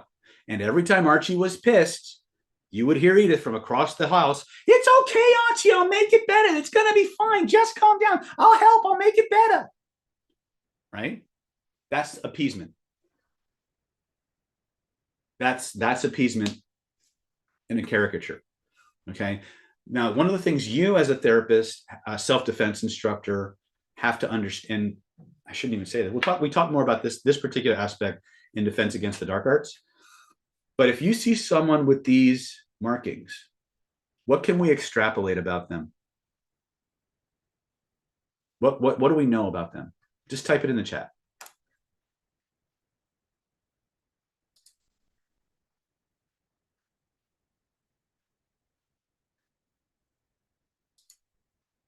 Fear associated. Okay. Abused. Okay. They've been emotionally abused. There's a good chance. Now, can you have these lines without being textbook emotionally abused? There it is, Brad, right there. They'll fold if pressured. So if you're hiring for a revenue collector, or somebody who has to do a lot of firing, is this going to be a good fit? Right? From a self-defense perspective, let's assume that some body language cues are unconsciously understood. Do you think if somebody saw these lines, they would know what kind of a fight a person would put up? Right. Edie says they're going to avoid confrontation, avoid conflict at all costs. These are the people that can sometimes get roofied and never report it. Right. I'm not saying that if you have these lines that that's true for you. I'm saying these are possibilities, because what's going to happen is when your boundaries are violated and you put up that resistance and somebody gives you a bigger one, you just want it to stop. You just want to make it go away. Right. But as people, as human beings, we sometimes have to stand up for ourselves no matter how much force is being applied. And that's something that we as therapists and healers, we can help people find those resources in themselves, or at least move them in that direction. Right? We can't want the change more than the other person does. But if we're dealing with someone with some kind of chronic illness and we see these markings, I promise you at some point, you're probably going to be clearing some kind of abuse issue. Okay. So my teacher called these disempowerment lines, but I think a better word is appeasement lines. These are lines that when somebody crosses your boundary and you push back hard enough, they're just going to give you whatever you want. Right? So questions about this before we go into phase 2 of our webinar?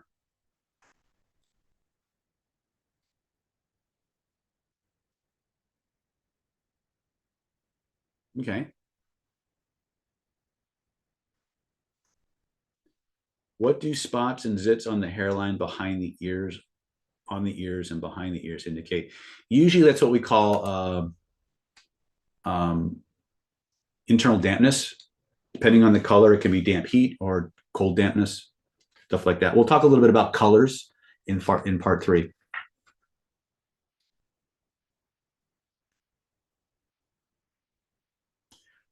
Is it both appeasement and hopelessness? No, I would say it's mostly appeasement.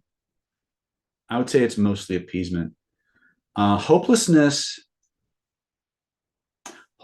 is more related to the heart and to the lungs. Despair specifically. So you would see those in here, in this part of the face. Usually it's grief or sorrow or some manifestation thereof.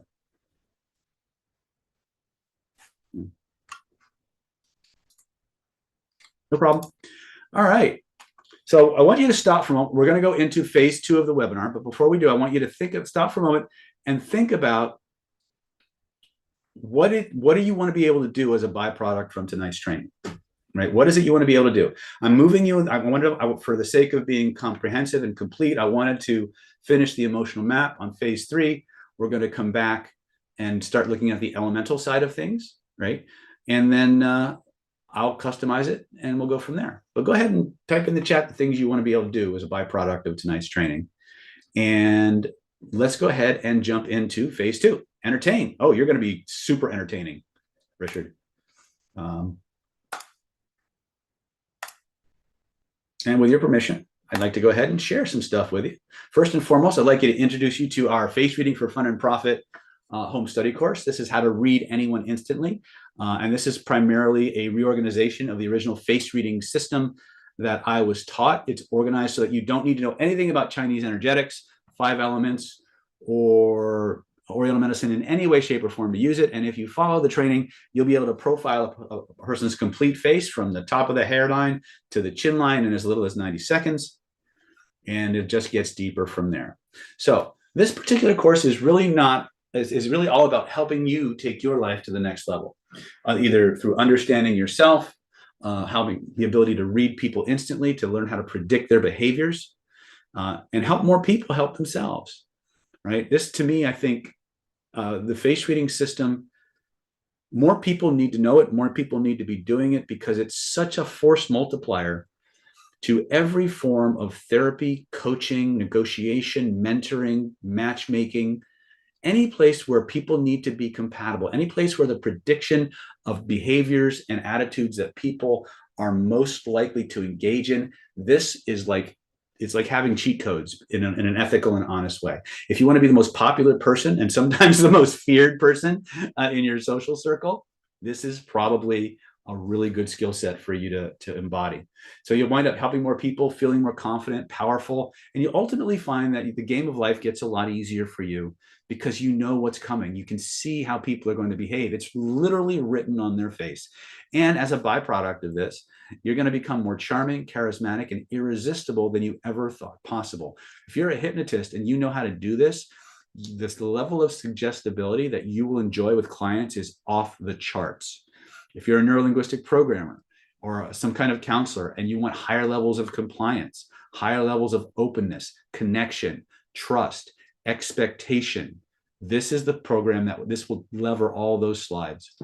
Now, this offers that I'm going to talk to you about is good until March 25th, 2024 at 11:59 p.m. But don't worry, it's perfectly worth it. It's at the regular price, right? So we're going to start with, let me go ahead and move this over here so I can actually read it better.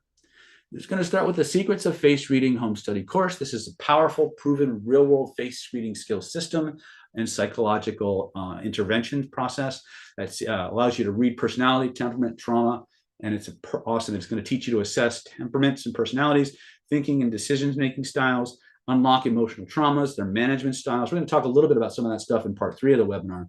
We'll talk about sexual and romantic compatibility, how people manage money and resources, or how they should be managing their money and resources versus what their natural predispositions kind of led them to do. It's easy. You can actually look at somebody's nose and figure out their spending habits pretty well. If you really want to understand yourself better, I haven't found a better on-ramp into personal transformation and self-directed transformation in the face reading system, because the face doesn't lie. The face points you in the direction of what you need to explore, what you need to unpack, what you need to release. And if you have the skills, which we're going to make sure that you have, then you'll be able to do that consistently anytime, anywhere, under any circumstance, for pretty much any reason. So that being said, if you want to be able to predict human behavior to a high degree and then influence it, this is what you want to learn about. If you want to be the most fascinating person in the room and never be fooled again, ooh, that's big. Okay, there actually is some very valid, very powerful ways of using face reading as a form of lie detection. I would combine it with other methods, but still very, very powerful. So this is a $1,997 value, but we're not going to stop there. Obviously, this is the beginning, the belt buckle, if you will, the nexus of a much more comprehensive and robust set of skills. So we're going to include for you these special bonuses. And these bonuses include our number one NLP course worldwide, Defense Against the Dark Arts, Speed, Profiling, Influence, and Counter Manipulation Home Study Course. This is a really, this is usually a main offer in some of our other webinars, but we thought this was such an important framework for applying face reading to protect yourself and the people you care about, that we had to include this as part of your face reading package. So you'll learn how to think like a master influencer and how to avoid being the target of a master influencer. We'll talk about victimology. We'll talk about what do these evil influencers look for? What kind of pain points? What kind of facial cues and characteristics? What kind of lifestyle signals do they target you? They target so that they can influence you at your weakest. We're going to teach you how to control your own emotional state so no one else can do it for you. This is a really, in fact, if there was a Jedi skill in Planet David, it would be this combined with the power rapport skills that I'm about to talk about. When you have a full grasp of the emotional state control training, no one will ever be able to push your buttons for any length of time ever again. You'll be able to enter or exit or chain any set of emotional states you want at will automatically. You'll be able to take that skill set, combine it with power rapport, and be able to actually link to somebody else's nervous system, kind of like syncing up a Bluetooth, and actually prime them to think, feel, and behave a certain way based on your own body feelings. We have the saying that the fastest way to change somebody's behaviors or decisions is to change their body feelings. The fastest way to change a person's body feelings is to change yours first. And that's what level 2 and 3 of this bulleted list is all about. How to think like a master of influence, how to control your own emotional state, how to link those emotional states to the states of other people and influence those before you even open your mouth for the benefit of everyone. Now, what if you had magical powers? What if you had an ability to simply speak a few words and in the minds of your subject cause anything you want, or make anything you want seem to cause anything you want in the minds of your listener? That's what the first pattern we're going to teach you is all about. What if you had the ability to make anything you want mean anything you want in the minds of your listener, even if those things had absolutely zero in common? Right? What if we could take some of those markings on the face and change how people thought about them so that they could release them faster and get healthier quicker? What if we could say that you change the cause of a particular marking and say, well, it's not really this that caused this, it's this. And with that change, give them abilities and access to resources that would let them clear those emotions faster, right? This is what I'm talking about. Language pattern 3. What if you had the ability to change a person's focus of attention in such a way that they would only pay attention to the things you described or named and ignored everything else? On top of that, what if you had the ability to make their unconscious mind just run a program or a process, whether their conscious mind wanted to or not, right? That's just part 4 and 5 of what you're going to be able to do with these powerful hypnotic language patterns. What if you had the ability to make any internal movie that a person's running in their head or their heart be exactly what you describe with 0% chance of making a mistake? What if that were possible? That's what the first 6 superpowers in the hypnotic language pattern module will teach you, okay? What if you had the ability to literally extract a person's internal behavior code? Remember, we said everything that human beings do has a process, a pattern. What if we could extract that pattern, put a decision or an action or behavior that we want or need them to make into that structure, feed it back to them, and have them actually just take it in and do it like you would enter a command into your GPS or a program? That's what level 6 of this process, or 7 in process, is. What if we could take a person's own emotional needs and wants and the rules by which they define that they're getting those things and bond it to whatever behavior, product, or service you want to do that with, and do it in a completely ethical and honest way? That's the influencing part of Defense Against the Dark Arts. This is our core Killer Influence NLP Ultra protocol, but we're not going to stop there, because Defense Against the Dark Arts is all about protecting yourself and your loved ones from unethical influence. So of course, there's more to this. What if we had the master keys for how to read anyone instantly? What if we could look at somebody and instantly have not a laundry list, but a checklist, if you would, in our head of the most common indicators of deception? We actually have two of those in the class. One is called the Use Deception Indicator Scale. The other is called the Hansen 15. So we'll teach you the fundamentals of kinesic interview and interrogation, and how to look at body language and interpret it towards and away from positive or negative, comfortable or uncomfortable, and then the top 15 to 30 techniques that are cues that let you know somebody has a high probability of being deceptive. Okay, that's where we're going to teach. That's one of the things you're going to learn. We're going to teach you how to spot sociopaths, narcissists, and other evil predatory a-holes. These are people who find ways to infiltrate your life and do horrible things to the people you love and care about. We're going to show you how to look for them, the flags to spot, and what to do about them when they actually show up. We're going to talk about speed profiling secrets for preventing predators from getting their hooks into you in the first place. We're going to talk about predatory psychology and how these people actually sort for their victims. What are the tactics and the traits that they look for? What are the most common methods that they use, right? We'll talk about, and this is also teach this in Soulmate Secrets. We'll talk about why sometimes the worst characteristics in a person look like their best. That blows people's minds, right? But a lot of times, possessive looks a lot like caring, and condescending looks a lot like confident or knowing what you want. We'll show you how to sort those things out once and for all. You're going to get the 21 conversational red flags narcissists and sociopaths use to avoid taking responsibility for the events they cause, and how to instantly turn the tables on them. You'll also be introduced to how to instantly spot microexpression changes and subtle cues, and many more bonus chapters on psychological tactics and influence. Total price on this or value on this is $1,997.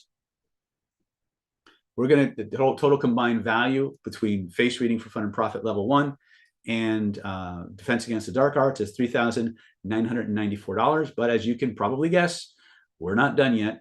We have, for those of you coming up, for those of you who are more therapeutically oriented, we're going to include one of our most powerful alchemical process programs ever. This is our Identity by Design hypnotherapy home study course. This was recorded live. It comes with the manual, and it's going to teach you systematically how to unlock the power of your subconscious mind. You'll literally gain the ability to hypnotize anyone, anytime, anywhere, under any circumstance, for any reason. We're going to teach you how to systematically remove the blocks and limiting beliefs that your clients and you did not even know you had, so you can replace it with something better. We're going to teach you how to find and remove the hidden negativity and retention rules. In other words, when people create a traumatic memory or a limiting belief, they often have certain reasons for holding on to that trauma or limiting belief. And if you don't deal with that reason for holding on to it, the body will fight you and will not let go of the trauma. So we teach you how to neutralize that, so the body's happy to let that trauma go once and for all. We call that specialized negativity clearing. We're going to teach you how to clear up issues that just don't seem to go away. This goes back once again to the safety lessons that people often attach to their traumatic memories. If you've ever had a problem that you've went to somebody for, they've done an intervention and it went away and came back later, you've got safety lessons. If you've ever had an issue that you've went to somebody for, and maybe it was at a 7, 8, 9, 10, and you went through the process of clearing and clearing and clearing, and then it hit like a 1 or 2, and then it just stopped moving, you've got safety lessons from our perspective. We'll show you how to systematically remove that stuff in yourself, but and even more importantly, we'll show you how to remove it for your clients and the people you care about too. If you've ever had to deal with a crappy voice inside your head that just tells you all the reasons why you don't deserve success, why you shouldn't invest in yourself, why you can't be successful, the voice that tears you down instead of builds you up, if you're tired of that voice and you want to know how to change it in yourself and change it in your clients, your mentees, and so forth, that's phase 4 of the identity by design process. It's going to go in, it's going to clear out that voice, and it's going to replace it with a voice that tells you all the reasons why you deserve to have it, that reminds you that you're always loved, you're always good enough, you're always accepted, protected, forgiven for all wrongs, real or imagined, and you're never, ever alone. When we did this on our last identity by design class last week, the transformations were off the charts. This is one of the most powerful transformational methodologies we've come up with, and you're going to learn how to do it. You're going to experience it, and your clients are going to be blown away by the changes that are going to roll out as a byproduct of this particular process, right? We're going to teach you how to systematically dissolve and drain all the negativity from your past memories, so that when you look back on the past, which is something all of us do before we do something in the future, we look at our past to see what we've done. But now when you look back on the past, you'll only remember your life in the ways that make your life better. You'll only remember it in ways that excite you and inspire you and energize you to go for things, right? And then finally, we're going to teach you how to do this for yourself, and then for your clients, how to install in your own mind and body the same qualities, characteristics, and attributes of people who you truly admire, of people who you want to be more like, right? The technical term for this is called deep trance identification. You may have also heard of it called the Rykov effect, or for those of you who are more into current self-help books, you may have heard of something called the alter ego effect. We'll show you how to build these things, install them into your own mind and body, so that you can activate them and have them active whenever you want to in your own life. Okay, it's a $1,497 value. We're going to give this to you free because we don't want you to just be the person who can diagnose what's going on through a person's face. We want you to have the ability to confirm what the face is telling you and to clean it out and resolve it once and for all. And that's why we included this course as part of your get it all done package, right? It's one thing to talk about shit that people need to fix or point things out to them. It's another thing to actually have the tools and the skills and the abilities to do that yourself without having to refer them out. Now, if you want to refer people out, that's fine. But if you want a one-stop shop, want to be able to, from soup to nuts, fix what's broken or fix what needs fixing, this is going to let you do that. And it's going to add massive, massive bumps to your revenue stream. It's a $5,491 value. These same techniques, by the way, are used by the U.S. Olympic swim team. They've been using them for like at least 8 years that I know of. They learned them from one of my students, Joni Nady, and they've been super, super powerful. Okay, but we're not done. For those of you who are really into body language and for the ability to read people, we've talked about the face, right? We've talked about the language of deception, but what about the rest of the body? What about how people stand? What about how people are dressing? What about how they're sitting? What kind of body language can we learn from that? What can we extrapolate from that? So I'm including this special 2-day intensive that I taught called People Reading for Fun and Profit, Body Language Secrets. During this program, we're going to teach you what's going on from the neck down. In fact, some of the 5 element stuff we'll be talking about in part 3 of the webinar is actually really useful with this stuff as well. So we'll teach you how to read people's body languages and expressions to understand the body language of attraction. You know, most people go through a 5-stage attraction process. And if you can read those 5 stages, you can pretty much write your own ticket with the people of your choice. We're going to teach you how to detect lies and other deceptive behaviors based on how their people move their bodies towards and away from, open or closed. Right? We're going to teach you how to influence people without words. One of the coolest things we taught at Identity by Design was what we call the internal rocking sensation versus the external rocking sensation, and that you can actually cause people to go into a deep, deep trance just by rocking yourself in a certain way. It's really kind of fun. If you want to understand men better, ladies, we'll show you how to do that. Men, if you want to understand women better, we're going to show you how to do that. Because it's actually really important to understand that there's a translation issue from one gender to the next. I don't care what your gender orientation is, what your gender preference is. There are certain behaviors, certain fundamental aspects to the way you guys process. I'm using the editorial guys, by the way. The way you people process data from the other genders that can cause you to mistranslate what's being attempted at being communicated. And if we don't understand how to fix that translation, we're going to be on the wrong end of somebody's bad impression more often than not. So it's really important to understand how the other gender interprets certain types of body language, certain types of speech, so you can engineer your communications to be more fulfilling and effective. We're going to teach you how to eliminate the behaviors that weaken your influence. Things like when you're sitting at a table and you're constantly touching your face. Touching your face in a conversation tends to weaken your credibility and influence, right? We're going to show you how to dress for success. One of the early mentors was a woman named Taylor Sinclair. And one of the things that she taught us was that there's a certain hierarchy of dress that is fairly universal in at least Western culture. And we're going to teach you what that looks like so you can decide, you can engineer what level of social status you want to exude in any particular venue or any particular context or environment. Sometimes coming in with too much status or dressed at such a too high a status level will actually weaken and undermine your ability to influence and persuade because it just doesn't fit, right? And vice versa. So these things are important. And these are things a lot of people don't think about too much beyond, should I wear a red power tie or a blue power tie or a yellow power tie, right? There's a little bit more going on. So we're going to give you a little bit of a deep dive into that. Total value is $1,497. We're going to give this to you free. Total combined value so far is $6,988. So let's just review what we've got here. You're going to get the Secrets of Face Reading Home Study course valued at $1,997. You're going to get the Speed Profiling Defense Against the Dark Arts, absolutely free, value of $1,997. You're going to get the Identity by Design Hypnotherapy Home Study course valued at $1,497. We're going to give that to you absolutely free. You're going to get the People Reading for Fun and Profit 2-day intensives of $1,497 value. We're going to give this to you absolutely free. And so total value is $6,988.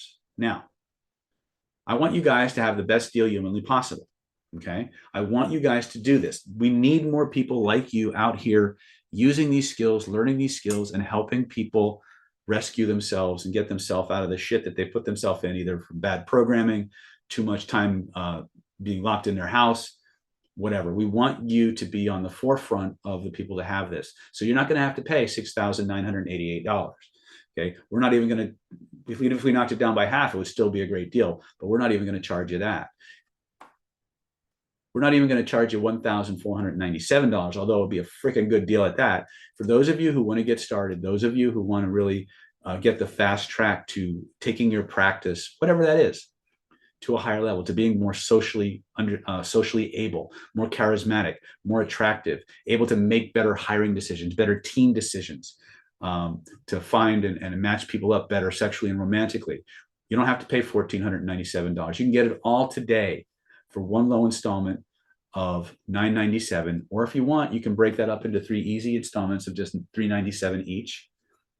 And all you got to do to get yours is go to click this link right here, www.nlppower.com/face. That's www.nlppower.com/FACE. Click the link right now so you can reserve your spot, because as you can probably figure out, I'm not done yet.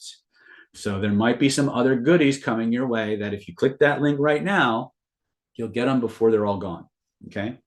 Now, for those of you who are wondering, well, I don't know, David, I'm a little iffy. I don't know.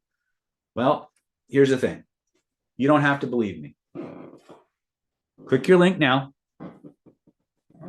Test this material. Go out, start reading faces for a full 60 days. Start reading your own face for a full 60 days. If at the end of 60 days, you're not convinced that you're on the fast track, you've got the for lack of a better word, the cheat codes to understanding people better, to reading their personality instantly. If you're not using those skills or being able to find yourself able to use those skills to attract more success and manifest the life of your dreams, I'll refund all your money, right? If these skills are not helping you read people faster and better so you can feel more confident, more secure, confident, and powerful, and you're not winning more socially, I'll refund every dime you invested in this program. But I know for a fact that if you apply this training and you go out and you start using this, I don't care if you're at Starbucks, I don't care if you're at Barnes and Noble, any place where people congregate, you are going to be the belle of the ball. You're going to be the life of the party. People are going to line up out the door to hear what you have to say. And the best part is you don't even need to tell people what you know. You can just move through the world reading everybody like a book and avoiding all kinds of crap because you know what to look for, right? Every decision in your life can be better as a face reader. Okay. So if after 60 days, let's say 59 days, you're not convinced, it's not working for you for whatever reason, just pick up the phone, give Moss or Mia a call. We'll refund every dime you invested. You have absolutely nothing to lose here. Just click that link right now. Click it now, www.nlppower.com/face. Click your links before all the special bonuses I haven't told you about yet are all gone. Okay? What special bonuses, David? Well, I'm glad you asked. Right? If this wasn't enough, if you grab your course before March 25th, 2024, we're going to also include these special fast action bonuses. First and foremost, we're going to give you the one thing that turns you from 0 to hero once you have the course. And that's the ability to practice, the opportunity to work with other people just like you who want to learn how to get better at this stuff, right? Since October of 2010, we have run the NLP Power Mastermind Mentoring Practice Group and the archive that goes with it. We get together on the third Saturday of every month, and I literally go around the room and I say, Jake, what do you want to learn? Rob, what do you want to learn? Matt, what do you want to learn? Moss, what do you want to learn? Teresa, what do you want to learn? Holly, what do you want to learn? Jax, what do you want to learn? Seth, what do you want to learn? And I just go right through, like last class, we had like 40 people, almost 30, 40 people in the class. I ask them what they want to learn for that day. And I look at what they've written. I find the connecting threads. And then for the next 4 to 6 hours, 6 to 8 hours, depending on the day, I drill you on those skills until you can use them in your sleep.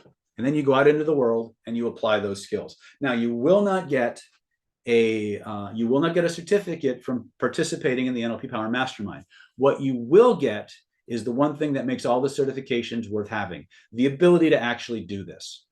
Right? My job in the mentoring program is to help you troubleshoot the stuff that you need help with, to give you an opportunity to practice. Now, if you're local to the San Diego area, you actually have the opportunity to come to my office and train in person while everybody else is virtual or streaming, right? So if you're in the San Diego, Los Angeles, Arizona area, and you don't mind driving, you can come over and you can train with us in person for no extra price. In fact, this is a free bonus. We're going to give you 3 months of this. Now, we've also videotaped, I should say, I say videotape because when I started this, we were still using videotape, right? But we've video recorded every single practice session that we have done since October of 2010. And we've archived those videos, 13 years worth, on the NLP Power website. We've archived them on our private Facebook group, and we've archived them, parts of it, in our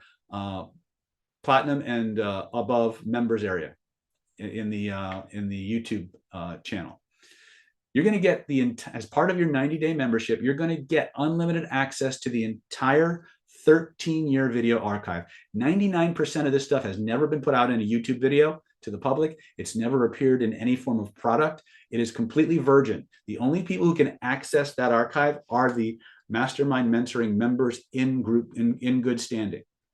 So if you want to binge watch stuff that's 13 years worth of stuff on everything from dating and attraction to face reading to manifestation to accelerated learning to trauma resolution to hidden laws of attraction, handwriting analysis, psychic skills, energy work, you name it, remote influencing, remote viewing, it's all in there, right? The only problem that you'll have is knowing where to start.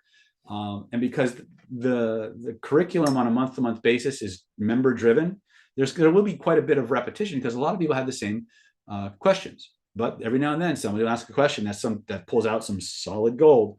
So there's a lot of good stuff in there. And you can binge watch it for an entire 90 days, absolutely free. It's a $1,997 value. At the end of the 90-day membership, if you decide you want to stay because you love the people, and I do, then we'll show you how to extend your membership, right? Total combined value is $8,985. I see the questions, and hopefully Moss and Mia can ask those or answer those questions while I continue to talk, but we're not done yet. If you click that link right now, we're also going to give you Face Reading Level 2, Face Reading for Fun and Profit Home Study Course. This will teach you everything that you learned in Face Reading 1 and a whole lot more. The difference, though, is Face Reading 1, we actually released that during COVID. Face Reading, so everything we did was above the mask. So it was designed to be able to be used while people were wearing a facial mask. Face Reading 2 was everything below the mask, everything that was covered by the mask, the profiles, the ear shapes, all of those things. So we go even more in depth into the Chinese and into the energetics of it, into the different facial characteristics, what they mean, how you combine them, how to profile. We'll talk about, different how lips how different configurations of people's lips can actually project how they handle sexual and romantic boundaries, how generous they are, how willful they are, how stubborn they are, how fast they make decisions, how slowly or quickly they take action. These are all things that you will learn in Face Reading Level 2 based on your ability to look at people from a profile, right? Their risk tolerance, their financial risk tolerance versus their physical risk tolerances, how bossy they are, how prone to accumulating wealth they might be. These are all parts of Face Reading Level 2. It's a $1,997 value. It comes with actually 2 manuals because there's a lot of stuff in there. Combined is total of $10,982. We're going to give this to you free when you click your link right now and just go ahead and grab your course. And up until recently, this was never released on our website. So now for the next 21 people to register today, I got something else I want to share with you, right? Our next 5-element Face Reading for Fun and Profit mega training. This is a combination of my regular 5-element face reading, my modern 5-element face reading training, combined with the 5-element system I was originally taught and energetic building, managing, and regulating practices. We're actually going to start teaching you about things like Jing and Qi and Shen, and how you can begin to not only balance your elements, you can clear stuff out, you can build your own energy, you can start to really become powerful on a Qi level or on a Shen level or even on a Jing level. I can show you what to do, I can show you how to do it, but I can't do it for you. So this is going to be, David's just going to pull out all the stops, and for 3 days, you and me are going to dive headfirst into the wonderful world of 5-element energetics, face reading, personality, temperament, and behavior. All right. It's April 26th to the 28th, 2024. And I believe a hybrid option is available. This is what we call a VIP super ticket. And I want to talk about that. The discounted price is for first-time buyers only. And the way the VIP super ticket works is you get to come to any training that you have that has a designated VIP ticket. That ticket does not expire. So if you can't make the April 26th training, but you do have this VIP ticket in our database, then you can use it for the next face reading training. Because last webinar, I also offered a choice. You could do 5-element face reading, or you could do the 5-day Defense Against the Dark Arts training. If you have a VIP ticket and you think that you would rather learn Defense Against the Dark Arts instead, then we'll let you use that VIP ticket towards one or the other. But this is the VIP tickets at the current price of $997 are for first-time buyers only. If you've used one of our webinar packages before, there are other ways that you can get a nice big discount on these VIP tickets, but you'll have to talk to Moss directly or speak to Mia, and they can put that number in the chat. So this is a live face reading certification, and I will be bringing random people in, and I'll be encouraging you to read people's faces all throughout the hotel. Right. And we'll go from there. So $3,150 value. And this is actually the write-up for Defense Against the Dark Arts. But yeah, total value is $14,132. But wait, there's more. Some people just want my help to fix their stuff. So for the next 15 people who click this link, we're going to bundle with everything else that I've shown you a free VIP ticket. This can only be used for this intensive, by the way. A VIP ticket to our next online virtual healing intensive with yours truly, Dr. David. This is 3 days of unstoppable transformation and healing practices that I will personally be guiding you through. I promise you that you will come into this training one way and you will leave in a very, very different way going forward. And it's going to be an amazing experience for most people. We tested this for the first time a couple months ago, and people absolutely loved it. Now, I will tell you right up front that if you're looking for certification, if you're looking for things that you can do with clients, that is not the focus of this workshop.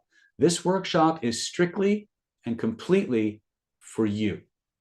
It's designed to help you to target, isolate, and remove the stuff that's holding you back in any aspect of your life, and to help you install and put in the things you want and need to become the best version of yourself humanly possible. It's me and my skill set and you and a small group of people going through 3 days of just one transformation after another. Okay, there is these intensives will never be a product because of the personal nature of the information that we're going to be helping you guys clear. We will have a very highly trained staff. If there's people who need individualized attention from time to time, they will be available. People I would trust with any client that came to me for help. You know, Holly and Heather and Moss. I don't know who else we might have in the lineup, but if Seth will probably be there as well. So these are people who are highly, highly trained, and I have repeatedly thrown to the wolves, and they have consistently tamed those wolves and turned them into loving puppies, so to speak. So they're highly, highly competent and highly, highly trained.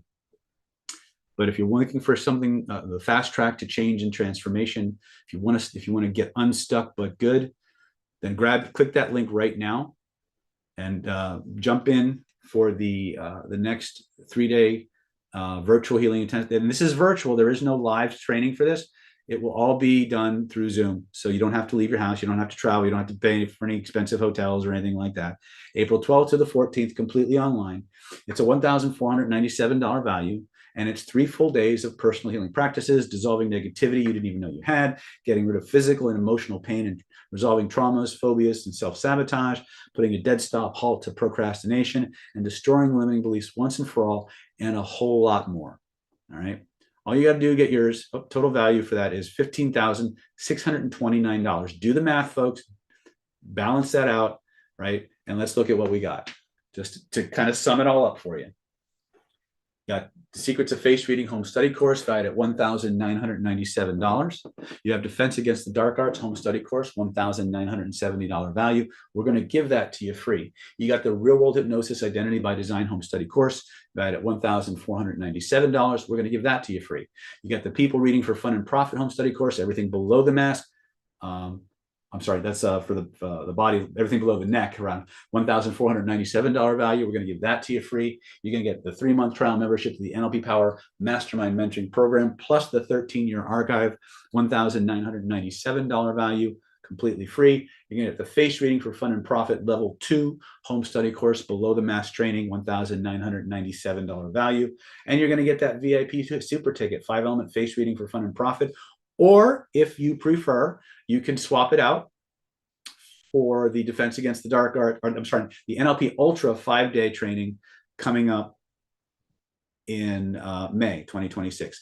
When you call Moss, you just got to let him know which training you're coming to. You can't have both. It's one or the other. You're coming to Face Reading or you're coming to NLP Ultra. I know I said Defense Against the Dark Arts earlier, but it's actually NLP Ultra. And regardless of which of those trainings you choose, you'll all qualify for the 3-day virtual healing intensive, April 12th through the 12th, 13th, 14th, I think it was. I think I got my dates wrong here. April 12th, 13th, and 14th here online. Okay, so total value, $15,629. Your investment, one time only, $997. All you got to do to get yours is click this link right here, nlppower.com/face. Or if you need a little extra help, you want to do it in 3 installments, just click that link now, nlppower.com/FACE. Click the link, and we're going to go ahead and let you guys, we're going to give you guys like a 7-minute break to finalize that stuff. When we come back, we're going to jump into 5-element energetics, And we're going to continue to talk about these elements, what they look like at work, and how you can begin to apply these things in your daily life. So I hope you stick with us. It's going to be fun. These are things that I've almost never taught to the general public. So stay with us, and we'll be back shortly. Take care.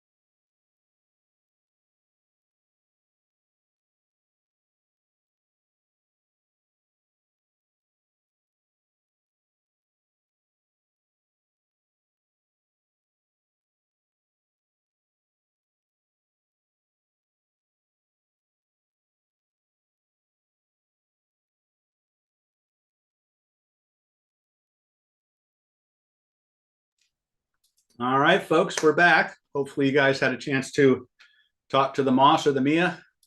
Click those links and get your guys reservations in. But we're now back to part 3 of tonight's webinar. And part 3 of tonight's webinar, I lovingly call the customization phase. This is where we get to take our intentions, the content that we had laid out. Because I'll be upfront with you.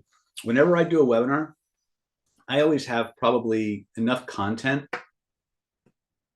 for 10 webinars, like easily, right? Because I usually bring all my training notes when I do this.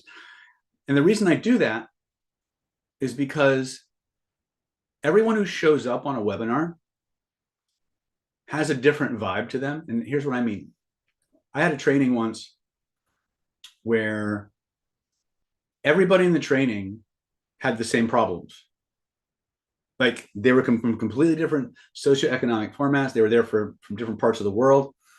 And everybody who had similar problems wound up sitting right next to somebody else who had the same problem. Like marketing people would wind up next to marketing people. Healthcare people would wind up next to healthcare people. It was really fascinating. And one of the things I learned early on is that when people come to a training, they have a specific outcome that they want, a specific thing they want to learn. And that if you can take the time to find out what those are and give them that, they will come away with the best experience humanly possible, in spite of all the other stuff you could have taught them, because they got what they came for, if that makes any kind of sense. Some people will say, what are you, crazy? That's going to make people like not buy your stuff or whatever. I said, look, here's the thing. You don't buy a car without test driving, right? If there's a problem that you need and somebody can show you that they have the solution, there's always going to be another problem that needs to be solved. So I'm going to give you good stuff up front that you came for, if I can, and then show you where to go for more. And that's been my modus operandi from the beginning. And have I, just as a quick aside, have I kept that promise? Have I kind of showed you guys the stuff you wanted to learn, and has it been useful for you? Yes or yes?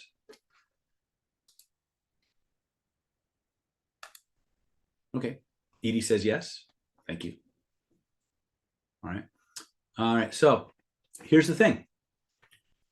We're going to talk about 5-element energetics now, but now, once again, this is the scope of everything in face reading. What I gave you at the beginning of this webinar and the beginning of the webinar on the 11th were the charts from the face reading system I was learning that I thought were immediately useful.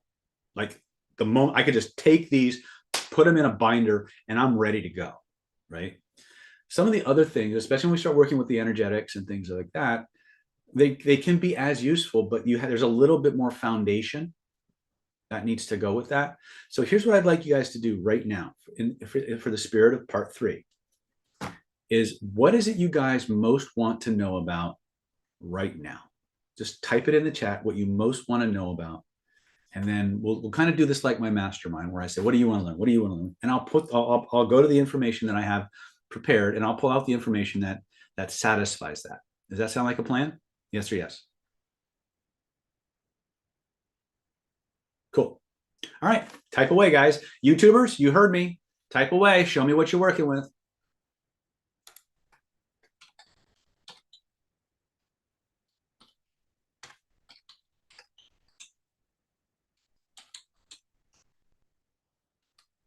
Good negotiation skills. Okay. How to get rid of my resistance lines. Edie, what's a resistance line, sweetie? I don't understand. When you say resistance line, what does that mean? What time in the USA times are the healing intensive sessions? They'll start at 10 a.m. Pacific. 10 a.m. Pacific. The ones, are you talking about the appeasement lines? These lines here? Okay.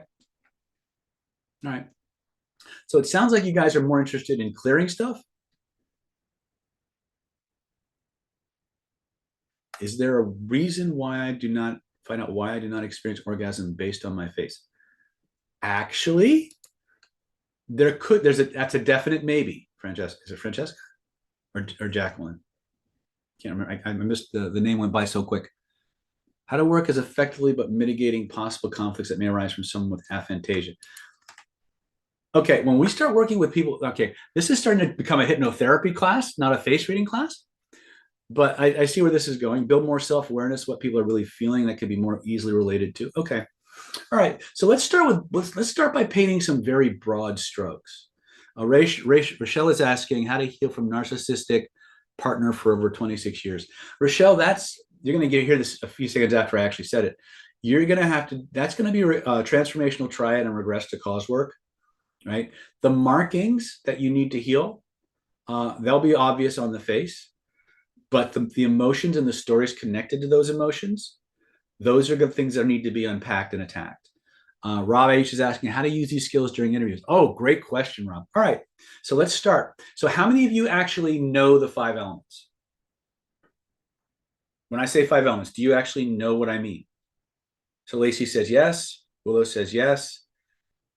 Okay, Edie says, and that's fine. I'm going to assume you don't, but I don't want to. But I want to preface that in case I'm like insulting the intelligence of people who are coming from an Oriental medical background or something like that. So let's talk now. You can think of the energy, the five elements. I'm going to go ahead and maybe park myself a little bit if that's okay, because I feel like I'm going into professor mode, so I want to sit a little bit. One of the things that has messed people up a lot with five elements, and there's different ways you can think about it. Now, five elements is actually not the literal translation of what they call wuxing. Wuxing literally means, and it's XYNG, by the way, literally means five transformations. So what it is one energy becoming a different energy, becoming a different energy, becoming a different energy, becoming a different energy, becoming a different energy, and then the interrelationships between those energies. So when we start talking about five elements, yes, there are energetic frequencies and correspondences that we can tap into. But on one level, you can think of them as little energies. But it's usually helpful, I've found, for people to understand that what we're talking about is the relationship of one part of the body or one part of the organ system or meridian system to another. Some of these systems will have a beneficial relationship. In other words, for example, we know that fire is used to feed wood. I'm sorry, wood is used to feed fire, right? And so those have a mother-son relationship where wood is the mother of fire, but fire will produce ash, which is earth. So fire, which is the son of mother, is also, did I get that right? Fire is the mother of wood, will become the mother of earth, and so forth. So there's a cycle of energetics that one cycle creates the next piece in the page. But there's also counteracting and interacting or controlling cycles. So, for example, fire will burn the wood, right, and it will melt metal, right. So we can think of too much fire can drain our wood energy, and it can melt metal, which will give us lung problems. Now that's all real kind of complicated mother-son cycles, controlling cycles. We don't need to worry about that, but I want you to understand that conceptually, because in advanced face reading, when you start looking at the different facial characteristics, if you have someone who has a super strong water feature up here and almost no fire, right? Or they have almost a lot of woody features, those two elements are going to interact in a certain way, and you'll be able to create more complicated or more comprehensive trait stacking. We're not going there this time around. We're going to talk about the basic fire, water, fire, earth, metal, wood. These are the five basic elements that we're going to talk about. Each of those has an archetype, if you will, an archetype in terms of facial locations, but also an archetype in terms of the body structure that goes with that. Okay, so that's where we're going to start first. We're going to start as there's five basic elements, and it goes water, wood, the way Lillian taught me: water, wood, fire, earth, metal. And depending on which system of like Tibetan five elements is a little bit different than Japanese five elements.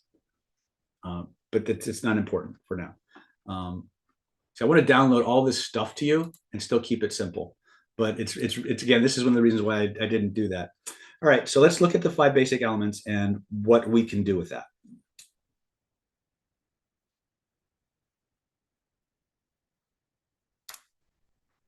All right, so I'm gonna switch over to my OneNote.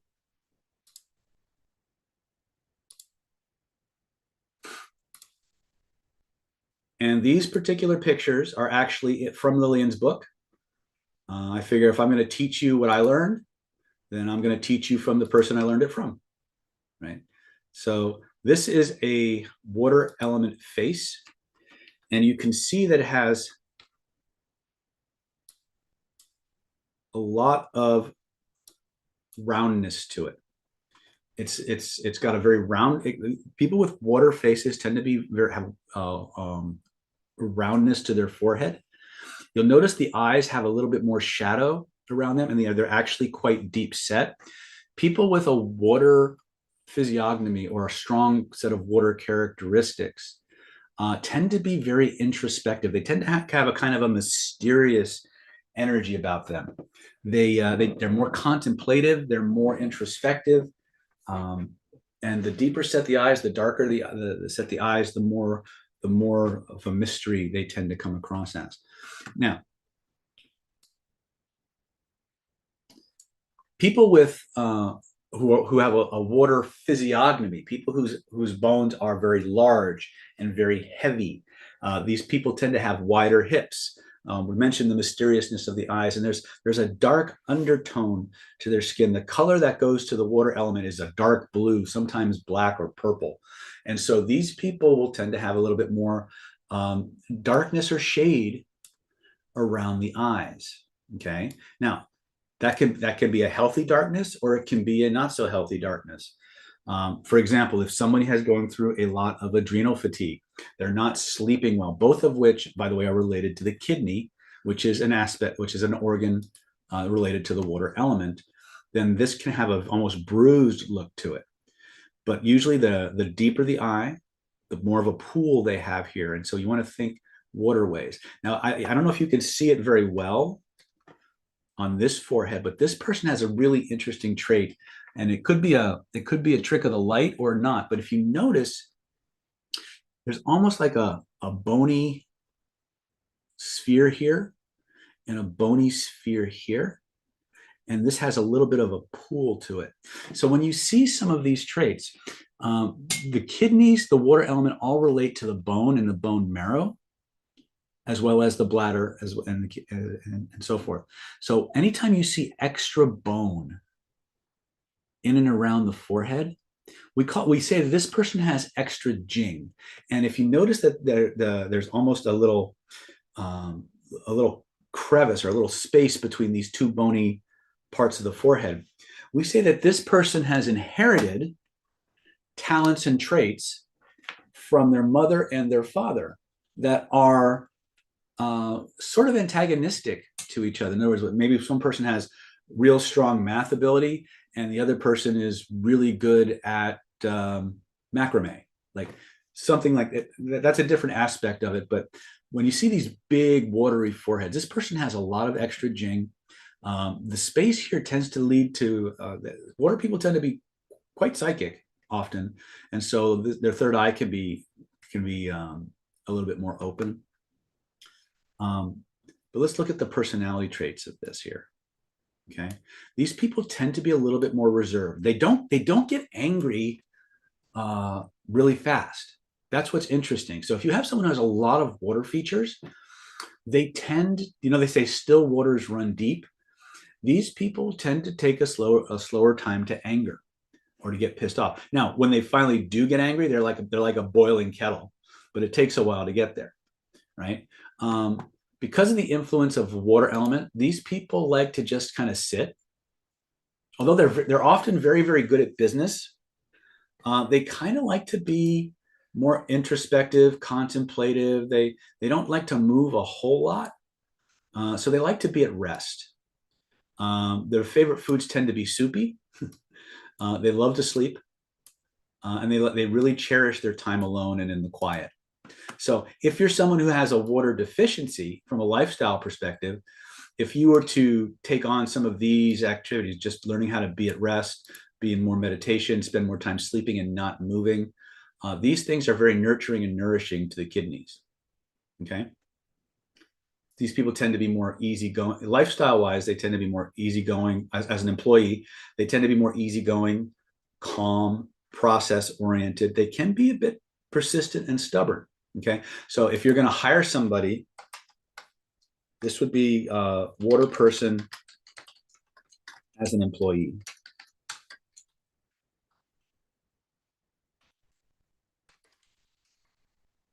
Okay. But what are they like as a boss? Well, here's the thing to understand. When you've got someone who's got a lot of water, they're not necessarily going to be a super rule monger, but they want shit done right and they want the rules followed as best as possible. They like that people can get along without causing waves, so to speak. They tend to be easygoing and don't usually have strict deadlines, but they do value research, thorough research. And in Chinese five-element theory, we would say that water is the mother of water is metal. So in metal people, you will see a strong, and you'll see this when we get to the end, a strong regard for boundaries, rules, deadlines, and really just making sure protocols are followed. And when we talk about being sure and what does this really mean? It means process. If there's an established process or guideline, these people are going to be super about that. And because metal is the mother of water, you can see that importance of process is still there. But these guys or gals are much more easygoing about it. If you can actually, if you don't follow a process and you have a really good rationale for why that process wasn't followed or why you did what you did, these people will probably let you get away with it, right? But you better have your ducks in a row, because they're going to ask, how did you come to that conclusion? Where's your research? Can you prove it to me? That kind of thing. Okay. So that's the water element. Any questions about the water element really, really quickly while we have you here?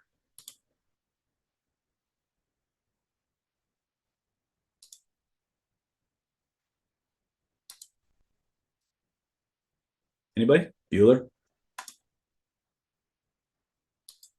All right. Oh, nobody's answering. So you're either hurriedly jotting down notes or I've completely put you in trance. One of the two. So how to heal from how to use these skills during interviews. Okay.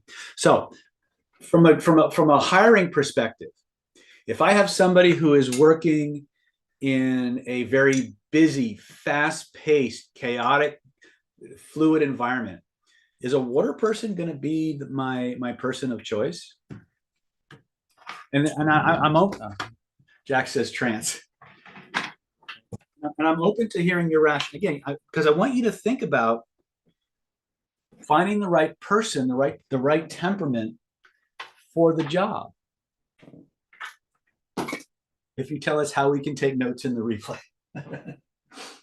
Well, I'll tell you what I'll do. If you want, again, I recommend that you pick up Lillian's book, because these are literally from her work. So, 1 second, let me just lower this a little bit. Okay. All right. So Willow says, what? Willow, did you have a question?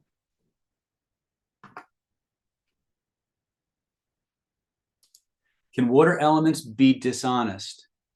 Anyone can be dishonest. This is not about character. And I think it's important to talk about that. When we talk about personality and temperament, when we talk about the 5 elements, whether you're using the modern approach to face reading or you're going with the classics, we can look at trauma history, we can look at lifestyle, we can look at constitution, We can look at potential athletic ability, sexual and romantic compatibility. We can look at the most likely personality and temperament a person is going to exhibit. But here's the thing, and Lillian could do this. I'm still working on it. But even I haven't seen enough. I haven't seen enough samples to know if there are any traits that really determine character. Because you can have someone who is very dominant, very assertive, who is a social justice warrior, or someone who is a mafia hitman. It's the same traits, but the character of the person is extremely different. And that's the thing I'm still looking for any indicators of that, but I haven't seen any yet. So personality, temperament, behavioral patterns, those we can see. Those we can see. But a person, how trustworthy a person is, how what direction their values lie, we can't really see that, if that makes any kind of sense. Aileen's asking water versus metal forehead. Well, let's go through the 5 elements and then I'll put them side by side so you can see them, because I don't want to mess up my presentation. But the water forehead is actually, I see a lot more in water people, just going from seminar to seminar. I see a much rounder head in most water people than the one that's shown here. This one has a little bit more metal in it. And you'll see that when we get to the metal picture, then I'm used to seeing in many water faces, but very strong water features, good ears, good eyes, nice rounding foreheads, right? These are what we call water features, right? And so what I'm doing is I'm giving you the big picture. I'm giving you the 5 elements. I'm giving you what these physiognomies are, and then I'll go back and I'll show you like the wood areas on the face, the water areas on the face, things of that nature. Okay, like I said, we'll cover these much more in depth and much more linearly in the April training. So let me go back to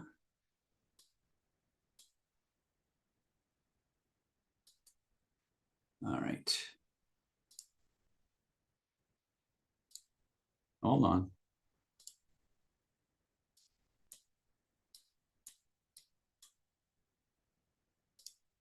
Okay, my Zoom is acting up in weird ways, which we kind of knew that would happen, but hey. Oh, there it is.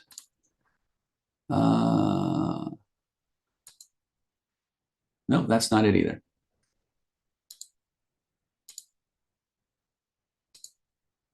Okay, just bear with me here, folks.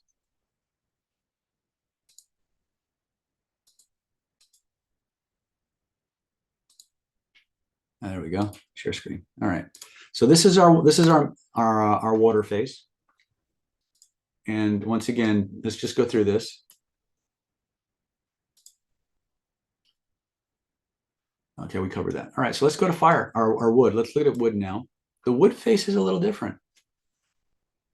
Now, what's interesting about wood features is that it actually comes in 2 varieties.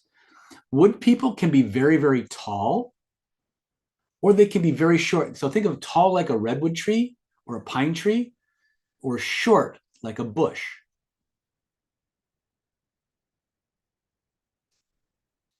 So Terry is saying, so faces are not one of 5 types, but can be a combination of traits in unequal proportions. 100%, Terry. In fact, that is, the norm rather than the exception. When you start looking at somebody and you're trying to call them a water face or a wood face or a metal face, what you're looking at is the predominance of the traits and how prominent those traits are. So if somebody has a super round head, round forehead, deep set eyes, strong chin, those are all very long ears. Those are all water features. And you can see that this person has deep set eyes, the roundness of the head, the length of the ears, and the strength of the chin, right? These are all very strong very prominent water features. And because those predominate, we would say that they're a water face. Now, does that mean they have no metal on their face? Of course it doesn't. Does it mean they have no fire on their face? Of course it doesn't. These are just the things that, do they have no earth on their face? This person has amazingly earthy lips. They have very earthy cheekbone or cheeks, right? But that's not what you notice first, right? And so we would say this person has a strong water element affinity, right? But it doesn't mean that that's all they are, okay? The wood element, what's interesting about wood element people is that they almost always have an M-shaped hairline. Now, Lillian never taught me that, but every time I look at real strong wood people, I see an almost M shape. Even when they're losing their hair, they have an almost M shape or widow's peak in their hairline, right? So don't quote me on that. That's just something I'm starting to observe more and more. Maybe because I'm sensitized to it. But woody people are like the natural warriors of the five elements. They're the achievement oriented go-getters. These people love to compete. They love to go for things. These people don't like to sit still. And like I said before, they come in two very interesting physiognomic differences. Some are very long and tall limbed. They tend to be very tendony, very ropey tendons. They tend to have a greenish undertone to their skin. So even people who are more olive skinned will be a little bit more on the woody side. Or they can be very, very bushy, like a short, stocky person with really, really curly or wavy nappy hair. These are all strong wood features, right? Liver people are doers. They love to be in nature. They love moving. They tend to like meditation, but they like moving meditation more than sitting meditation. They're all about right action, taking things on head on, and just getting things done. They're extremely focused people. Okay. As an employee, a wood element person can be very driven. They can be focused, like they like action, intense. They're determined. Um, as executives, they expect people to work like they do and to get things done on time. They do not mind having employees doing things over. In fact, they will make you do that shit over. So let me talk a little bit about the wood features of the face, and then we'll talk a little bit about a little bit more the dynamics of a wood personality. So wood features can be seen in the brow bone, in the eyebrow, in the jaw. Okay. Sometimes in the eyes, but not a lot. Okay. So when we look at somebody's primary wood features, we're looking at the strength of the brow bone, the eyebrow hairs themselves, the seat of the stamp, which is right here, the center of the eye, the jaw. I think that's the majority of the wood areas. Now, somebody who has a really strong, almost like a Frankenbrow, you've ever seen Frida Kahlo or Frankenstein, you have this really super strong brow. These are people who have extra bone in and around this area, which means they have more physical energy. They tend to be natural, very gifted athletes. They don't do well as part of a team many times, unless they're the ones in charge of it. Wood people like to be in charge. And they tend to have a very strong work ethic. The interesting thing about wood people is, and especially if they have this very big eyebrow area, wood people many times will work harder for free than they will when they're getting paid. Now, let me explain that. People with a real strong forehead, they love to be the hero. They like to be the knight in shining armor who rides in and saves the day. And so if you ever need someone to carry your bags up to your room, just pull the damsel or dude in distress look, and these people will generally just be happy to bail you out, right? So one of the things about the wood element is it's all achievement oriented. These people are the go-getters. They don't like to sit still. They don't like to be slowed down. And they are often better suited for either being in charge of the team or working in a self-directed capacity with minimal supervision. Depending on the spacing between their eyebrows, that drive to thrive and succeed and go forward can work very, very well in an organizational environment, or it can actually short circuit and cause chaos in it. But wood people are the doers. They will come in at, if your regular business hours are 9 p.m. to 6 p.m., right? These people will be in at 5, they'll leave at 12, and they'll want you to know that they were there from 5 a.m. to 12 p.m. and wonder why you weren't there from 5 a.m. to 12 p.m. The thing about they have some similarities to metal people. We'll talk about them in just a moment. But like wood people want everyone around them to work like they do, but they want everybody to know how hard they're working. So they have the ego walls. They have all their trophies, all their certificates, where they can be seen. Right? They're proud of their gold medals and all that stuff, right? But usually very, very, very, very achievement oriented. The metal person, we'll talk more about this when we get to the metal tier. The metal person will work just as hard, just as long as the wood person, but no one will ever know they were there. Because they'll come in, they'll go to wherever their office or wherever their workspace is, and they'll work until they leave. And no one will ever know because they want to get things finished. They want things done exactly the right way. And one of the big contrasts I make between wood people and metal people is that wood people get things done. Both elements are very focused, but they're different in how they go about it. Wood element people are like, I don't know if you can, I'm gonna change my angle. I don't know if you can see the table I'm working on. Hold on a second. Let me make this bigger. Okay, so you can see all the stuff on my table, right?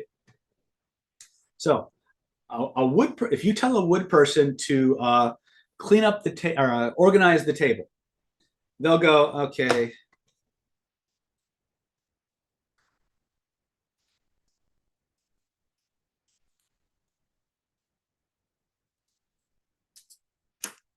Right?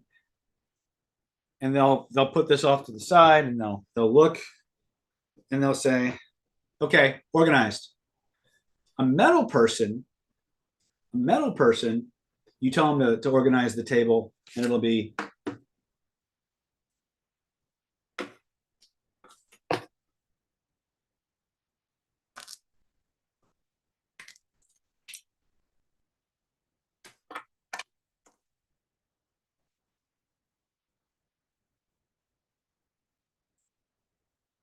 and if you're getting impatient, you know what it's like to be working with a metal person.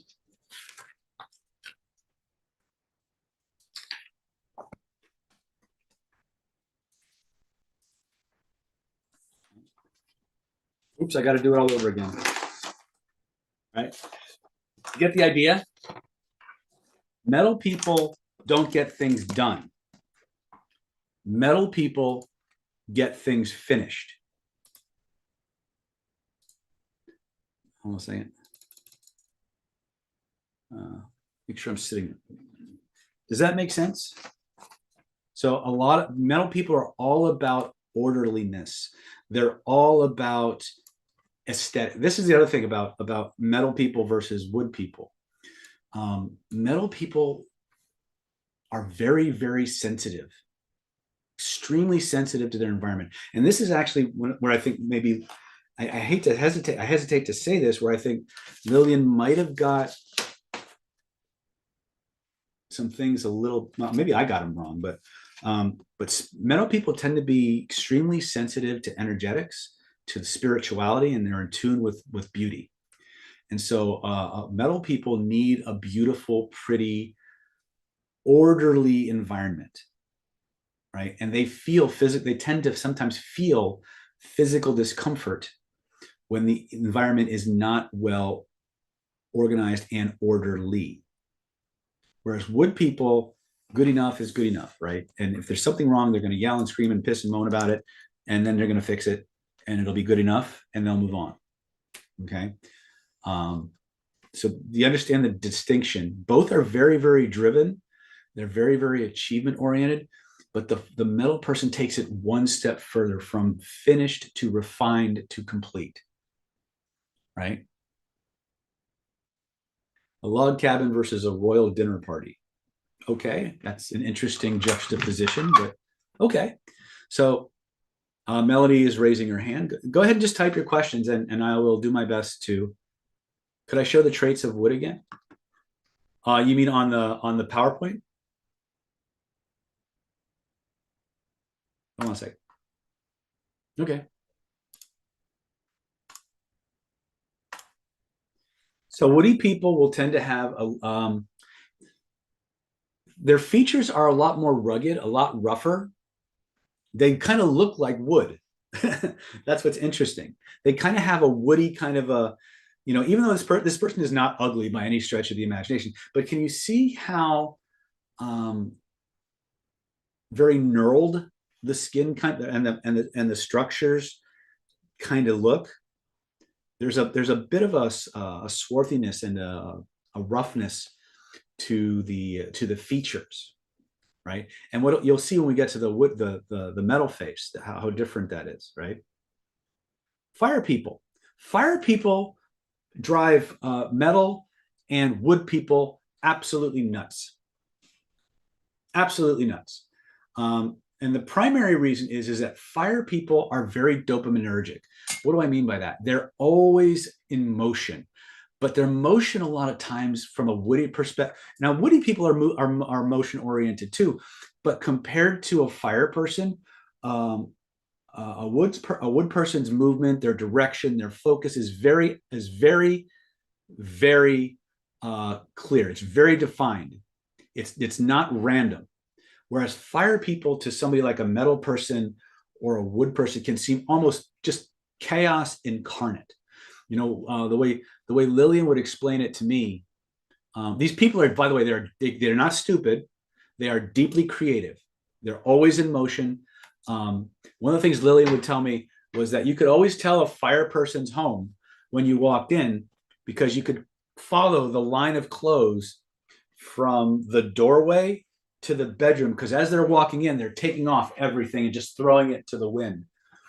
They don't like clothes. They like to wear minimal stuff. It's interesting, but their feet, they tend to be a little bit smaller in stature.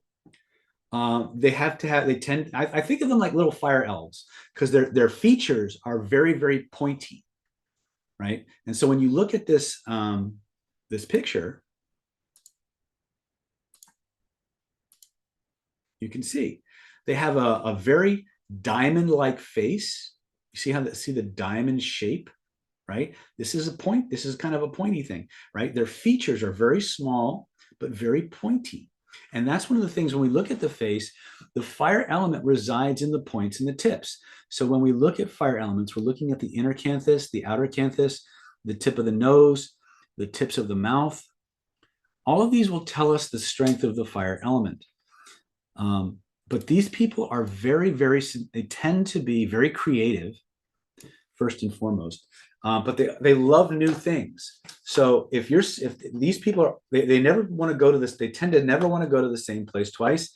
And if they do, like for a restaurant or something, they'll order something different every time.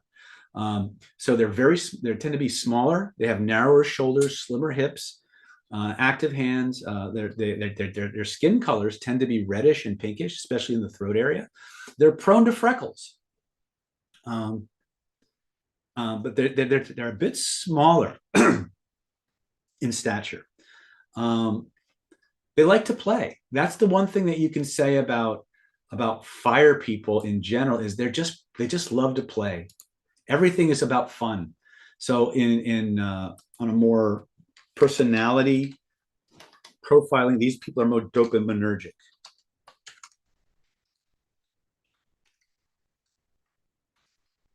I think the other term is cholinergic. We'll just leave it with dopaminergic. They tend to be live for today, jump out of airplanes, do all kinds of crazy stuff, and they don't tend to hold on to emotions very long. But because they're so fiery, because their emotions are so, they happen and they come and go so quick. They show a lot of emotion on their face. One of the things that tends to happen with very fiery people is they tend to acquire a lot of wrinkles faster. That was something Lillian taught me, was that because of the amount of emotions they're processing and going through, and how the speed at which they live life, they tend to wrinkle up a bit more. Okay, but you could power a city off of them. They're just always going. Okay. There may be some correlation, but not enough to be useful in my world, Sue. So fire element, these people at work are consummate multitaskers, right? These people will have three people on two different, two people on two different phone lines, working on on their computer, holding a baby in their arms while nursing them, all at the same time. But they, to the average outside, they look super chaotic, right? So these people are not going to do well in very slow-paced, methodical, process-driven ways of doing things. These people are going to do well in something like a call center or a high-paced customer service place. They might even be good salespeople if there's a lot of cold calling or a lot of interactiveness going on. Okay. As an executive, these people need to support their innovative ideas and need people to support their innovative ideas and finish things for them. They love the creative process, but they hate the management part. So as you can probably guess, these people are often great as part of a think tank. They're part of a brainstorming process. You might think on the surface that they'd make great entrepreneurs, right? And some of them might. Like certainly a guy like Russell Brunson has a lot of fire traits, but he also has a lot of wood to him, right? So the problem with people who are really, really fiery is they're not detail oriented. They'll start a project and leave somebody else to finish it or somebody else to manage it. So you may wind up, if you have somebody who's a fire person and they're leading the charge or they're running you may wind up picking up a lot of slack or getting a lot of stuff delegated to you because the fire person just doesn't want to be bothered once they've come up with the idea. Okay. So again, as our brain exercise, if we were hiring for a librarian position, what elemental archetype would we want?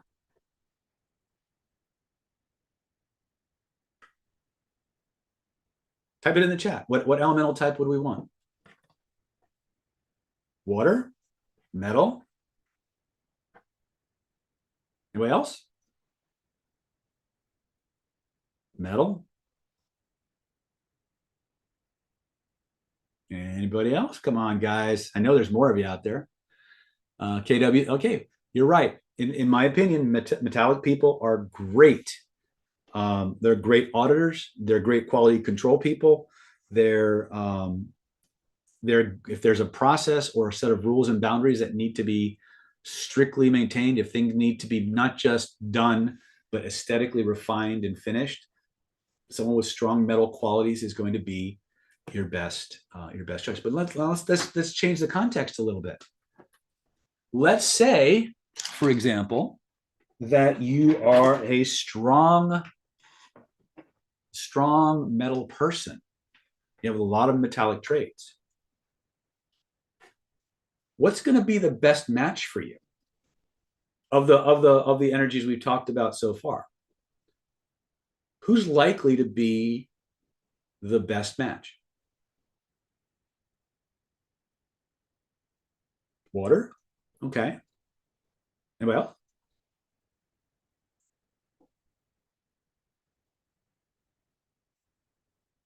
Lacey says water. Rob says wood. Wood. Okay. Okay. So just so I know, some of you said, I'm curious, why wood? I'm not saying you're right. And I'm not saying you're wrong, but why wood? What's your rationale for that? Liam, you're not wrong, right? And I'll show you how to kind of balance these equations once I get some feedback from people. They would be a good support system, absolutely. A water person. Remember that water is the mother of, or metal is the mother of water. So a metal provider could allow somebody to be more nurturing. What we have found on a matchmaking level, what we found on the matchmaking level is that the more traits a person has in common, the more compatible they tend to be. So ironically, the best type based on that particular approach would be a metal person for a metal person. The other way we can look at it is complementary. So in other words, if I've got someone who's very metallic, who's very, very rigid and set in what they want, is there any kind of a complementary energy or emotion that would buffer that, right? And actually the water element would be a really good way of doing that, right? Wood and metal people, they could get along, except where the details come up. I know I can tell you this because I am in a relationship that's a metal wood relationship, and a lot of times we line up, but a lot of times we don't, and we just butt heads on how things. Like I'll think something's done, and she says, "No, you still haven't done this, and this," right? So the thing you have to look at is how tolerant of a metal person's detail orientedness will that person be. And so fiery people would drive a metal person crazy because fire melts metal. All right, depending on the strength of the element in the person. But someone who's very fiery would just run a metal person ragged, or vice versa, right? Somebody who's very woody could tolerate fiery people for a certain length of time, but the erraticness of, if this is the scope of everything a fire person's into or interested in, and a wood person's here, then within this level they can get along. But they're going to be exhausted once you get outside the wood person's parameters. So wood people are much more focused and directed in their energy. Fiery people are just all over the place, right? Their energy is right, left, up, down, backwards, forwards. It's much, much broader than what a wood person's energetics would indicate or be tolerable. So does that make sense? Right. So let's look at the last one our last two on the list, really, which is Earth. Earth is fun. Earth people are awesome. Reminds me of that song Earth Girls Are Easy, or that movie Earth Girls Are Easy. Earth people are like the nurturers of the world. You would think a water person is like the most nurturing. They're not, actually. Water people can be extremely nurturing, but it's the earth people that are always trying to feed you. And as you can see, earth people tend to be very fleshy. They're also very muscular. Okay. The muscular system is related to the earth element. So these people will tend to be very, very strong. Okay. And the organs related to the earth element are the stomach and the pancreas. And these people are all about nurturing, self-care, connection, create comfort. Earth people tend towards being plump, but there's a difference. They have large muscles. Most of the weight tends to center around the abdomen. They tend to have large feet and usually have pretty good skin. Now, one of the things, especially if you do a lot of trauma work, that you'll see with people who are overweight is what we call false earth. And false earth is that cottage cheesy looking, flabby, hanging off of kind of skin. we call this false earth because what that is actually body armor. It's people whose natural physiognomy is not plumpness. They've just piled on the weight and it's not healthy for them. And so we call that false earth. So the cottage cheese, the cellulite, that kind of stuff, we call that false earth. People who are naturally plump, who have a healthy peaches and cream glow to their skin, there's usually a really, really healthy muscle tone and a color emanating from beneath the skin. They kind of have a glow. And Lillian would say that earth people oftentimes they smell like cookies or fresh bread. And these people are the nurturers of the world. Now, contrast these people. Earth people are collectors, right? And they're not like an earth person would actually drive a metal person a little crazy. And I'll explain that to you. You go to an earth person's house, right? And you will see piles of stuff everywhere. Now, I know you're thinking hoarder, and that's a pathogenic extreme of an imbalance in the earth element.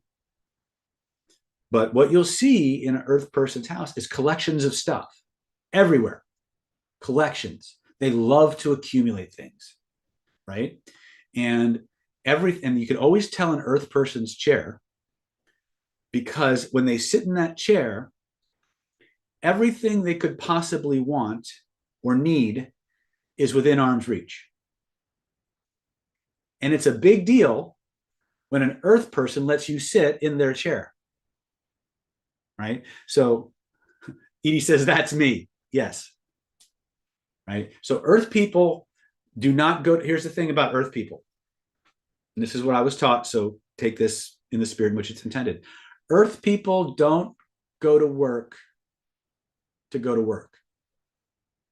They're not like metal people. They're not like wood people who go because that's what we do, right? Work, baby, work. That's a very different reason for going, right? That's achievement. If you go and you visit like an earth person's office or their cubicle at work and you look at their desk, what you're going to see are pictures and memorabilia related to their family. Earth people are the nurturers of the world. They don't go to work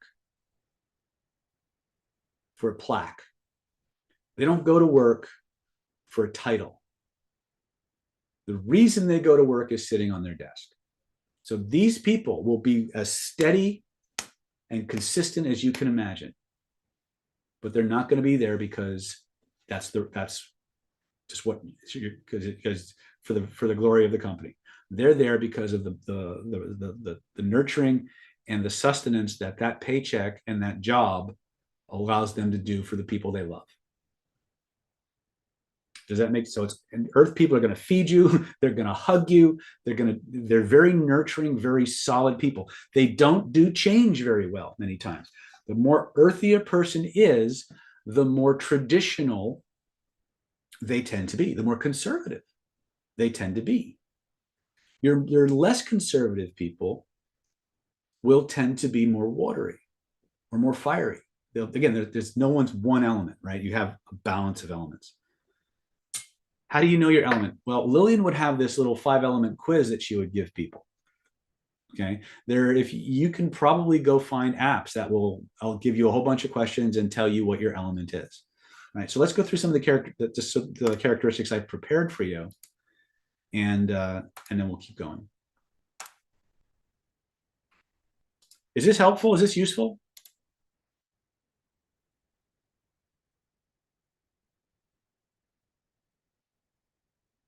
Okay. So again, so people who are very earthy or who have earth issues will tend to, the spleen, the stomach, and the pancreas are the primary elements related to the earth element. And it's all about nurturing, self-care, connection, creation. Richard says it sounds like the Greek templates. Yes. In fact, in one of my other classes, Richard, I actually have a chart that shows you how the Chinese 5-element system relates to the Greek 4 elements. And they're more alike than they aren't. The only place that there's a little bit of finagling is between wood and earth, or wood and metal. Okay. Like I said, this is the tip of a very large iceberg. This is just really broad strokes, but I wanted to kind of give you guys an idea of what I had to sort through, and to give you the things that I give you in the other trainings. So Earth people, this is one, they're consistent, they're reliable, they're team players, they're super, super cooperative. So if you're going to build a team, one that's willing to be led, to be guided, that you can count on, make sure these people have lots of Earth. But as you can probably see, they may not be the most innovative, right? And so you have to find that balance, right? Earth executives tend to be kind. They care for their employees. They tend to inspire loyalty. I would say that Earth bosses tend to inspire more loyalty than any other executive I've seen. Although sometimes that their kindness can be taken advantage of. They want people to stay long term, right? They're all about relationships, right? They don't want things to be like fly by night, quick and dirty. They want things done right. They want people to feel good about things. They want people to feel like they're part of something, right? The Earth element is all about consolidation and connection. So they're the ones that are most likely to give people personal time off, right? And then finally, we've talked a lot, we've compared a lot of these charts to the metal element. And this is a classic metal face. Now, one of the things you can tell about metal faces, look how refined the features are. The nose is very aquiline, right? The cheeks are very defined. But even more importantly, look how much space is between the features. The metal element is all about boundaries. It's all about space.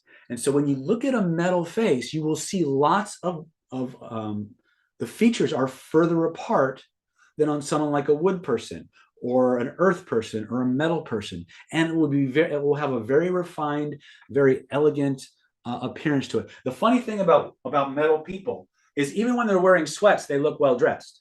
They look like they're well put together because they're all about aesthetics.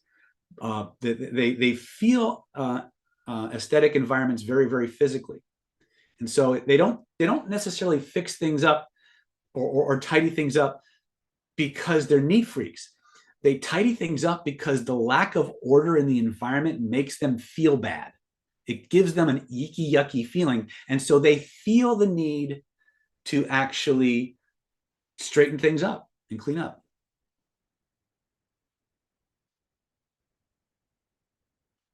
Right? So let's look at some of these traits. So metal people, they tend to be small bone, very pale skin. Okay. I've never seen a swarthy looking metal person. Even my teacher, Kevin Secor, who's a high combination of metal and wood, very pale skin, very pale skin. Their features tend to be extremely symmetrical. This is another aspect of the wood element, is that the features tend to be remarkably refined and symmetrical, right? The hair tends to be very fine. The shoulders will be broad. And what this was supposed to be was they will tend to have broad shoulders and narrow waists, right? So they have a much more of a V shape to them, but there's a little bit more angular. They're not quite as V-shaped or as angular as a metal person, but they'll be more refined in their look. Okay.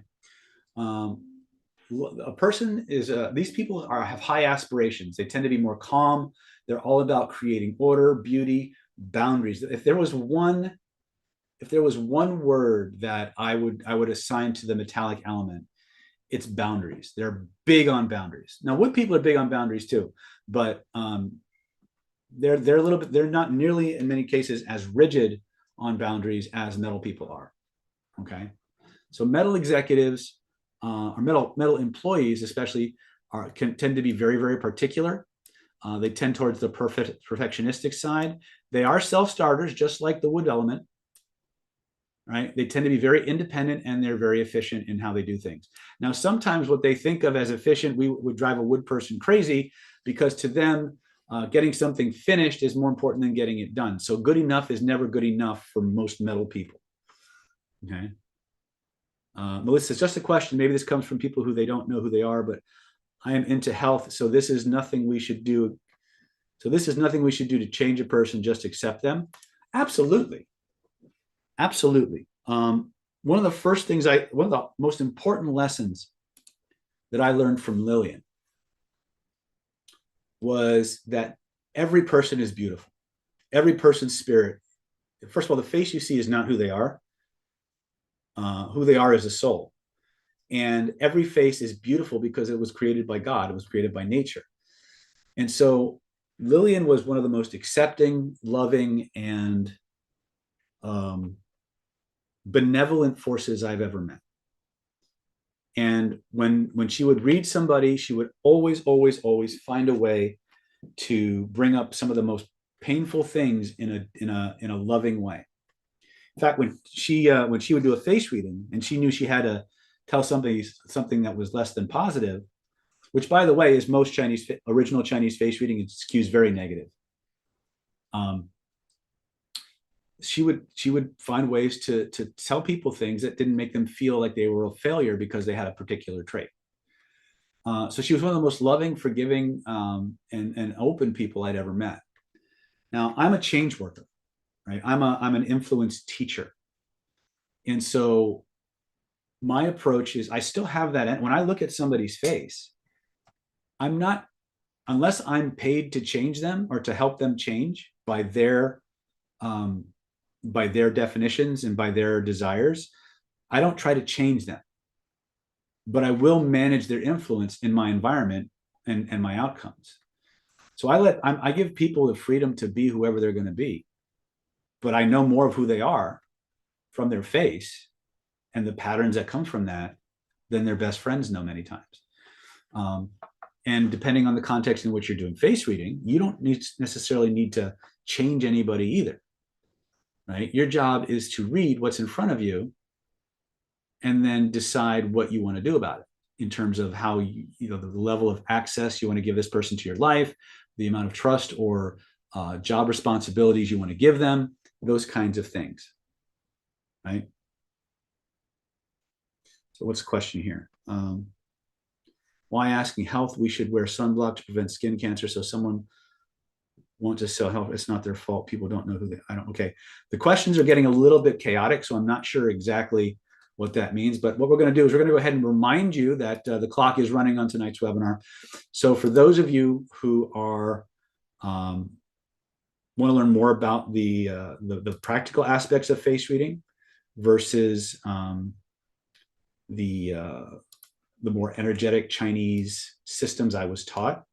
Let me just put this up here for you really quick because apparently my PowerPoint got closed and I need to find it again. I'm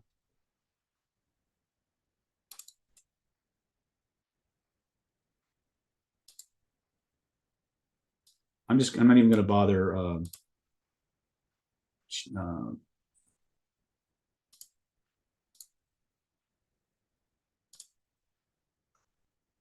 let's not do that. And for some reason, these so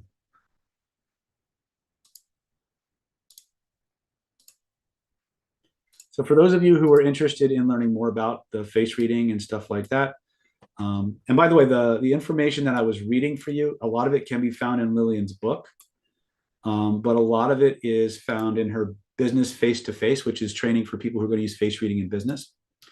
So once again, for those of you who are on the fence, you've got the Defense Against the Face Reading for Fun and Profits home study course. It's a $1,997 value. You're going to get the Defense Against the Stark Arts home study course valued at $1,997 value. We're going to give you that to you free. You're going to get the Real World Hypnosis Identity by Design home study course valued at $1,497 value, absolutely free. You're going to get People Reading for Fun and Profit home study course, $1,497 value. We're going to give that to you absolutely free. You're going to get the 3-month trial membership to the NLP Power Mastermind Mentoring Program and a 13-year video archive valued at $1,997 value. You're going to get face reading for fun and profit level 2 home study course valued at $1,997. Once again, we're going to give it to you free, and you're going to get that VIP super ticket to the 5-element face reading for fun and profit home 3-day home study live training, April 26th to the 28th, San Diego. And of course, April 12th, 13th, and 14th, you'll get that VIP ticket to the live virtual healing intensive. It's a $1,497 value. Total package is $15,629. You can get it all for one low installment of just $997, or if you need to, you can break that up into 3 installments of $397 each. Just click this link, www.nlppower.com/face, and we'll get you going. You can reach out to Moss or Mia either at email or by phone, and we'll go ahead and do our best to get you guys set up in the most effective way possible. So Zekison is asking, what's the identity to have in face reading? Okay, so Zekison-san, I don't understand that question. So if you can please elaborate on it, I'm happy to do that for you. All right, so where's my, oops, I got to do this again. I'm playing dueling windows here.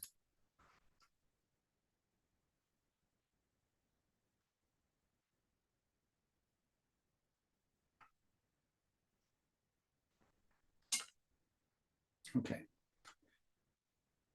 All right, so that we've covered water, we've covered fire, wood, we've covered fire, earth, and of course metal.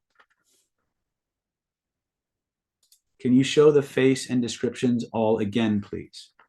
Yes, I don't know if you're going to be able to get a big enough screenshot to cover all of it, but I'll see what I can do here.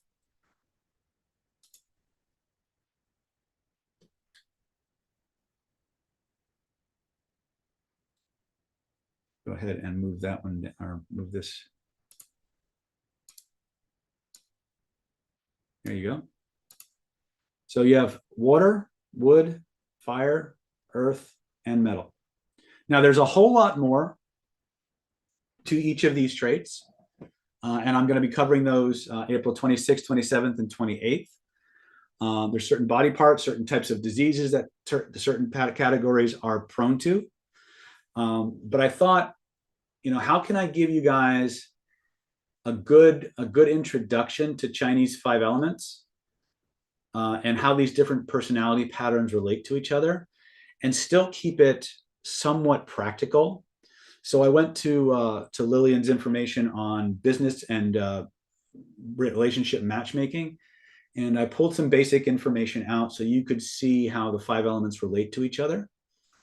I have found many correlations between the Chinese 5-element system and the Greek system, as was mentioned earlier. There's also a huge correlation between the temperaments in the Fisher temperament sorter, which are based on hormonal pathways.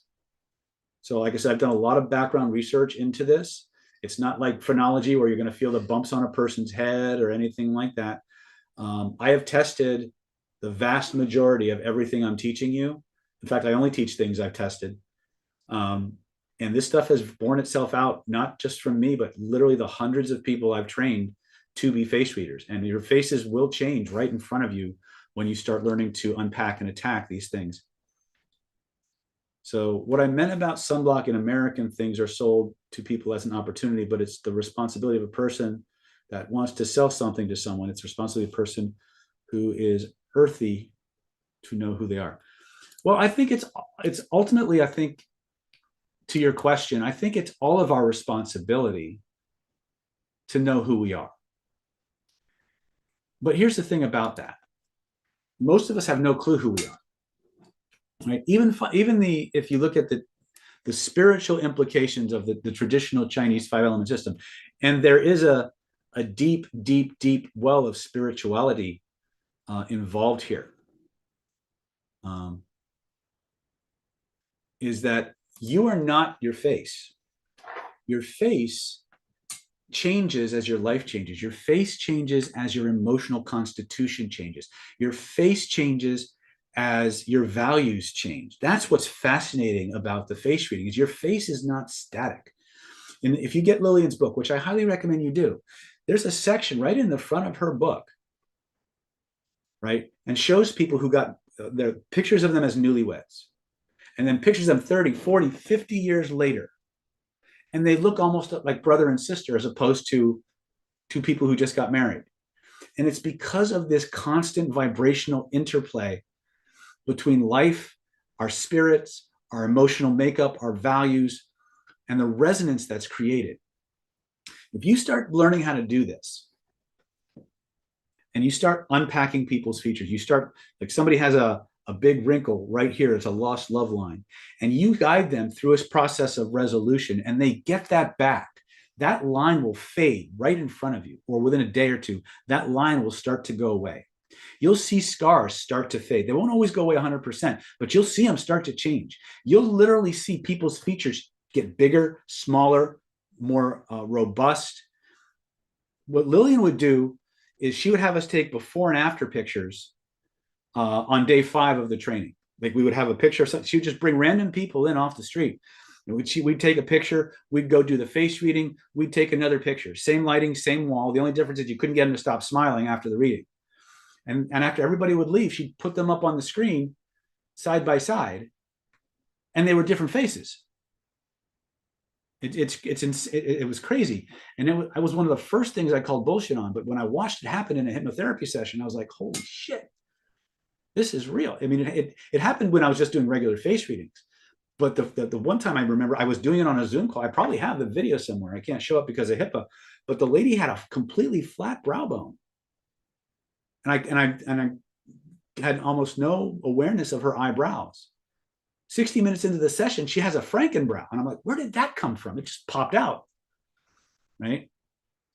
So, but going back to this whole identity thing, every human being on the planet is here to self-actualize. In Taoist spirituality and practices, we have this concept called Ming, or golden path, or destiny. You might think of it as the spiritual mission you came here to fulfill.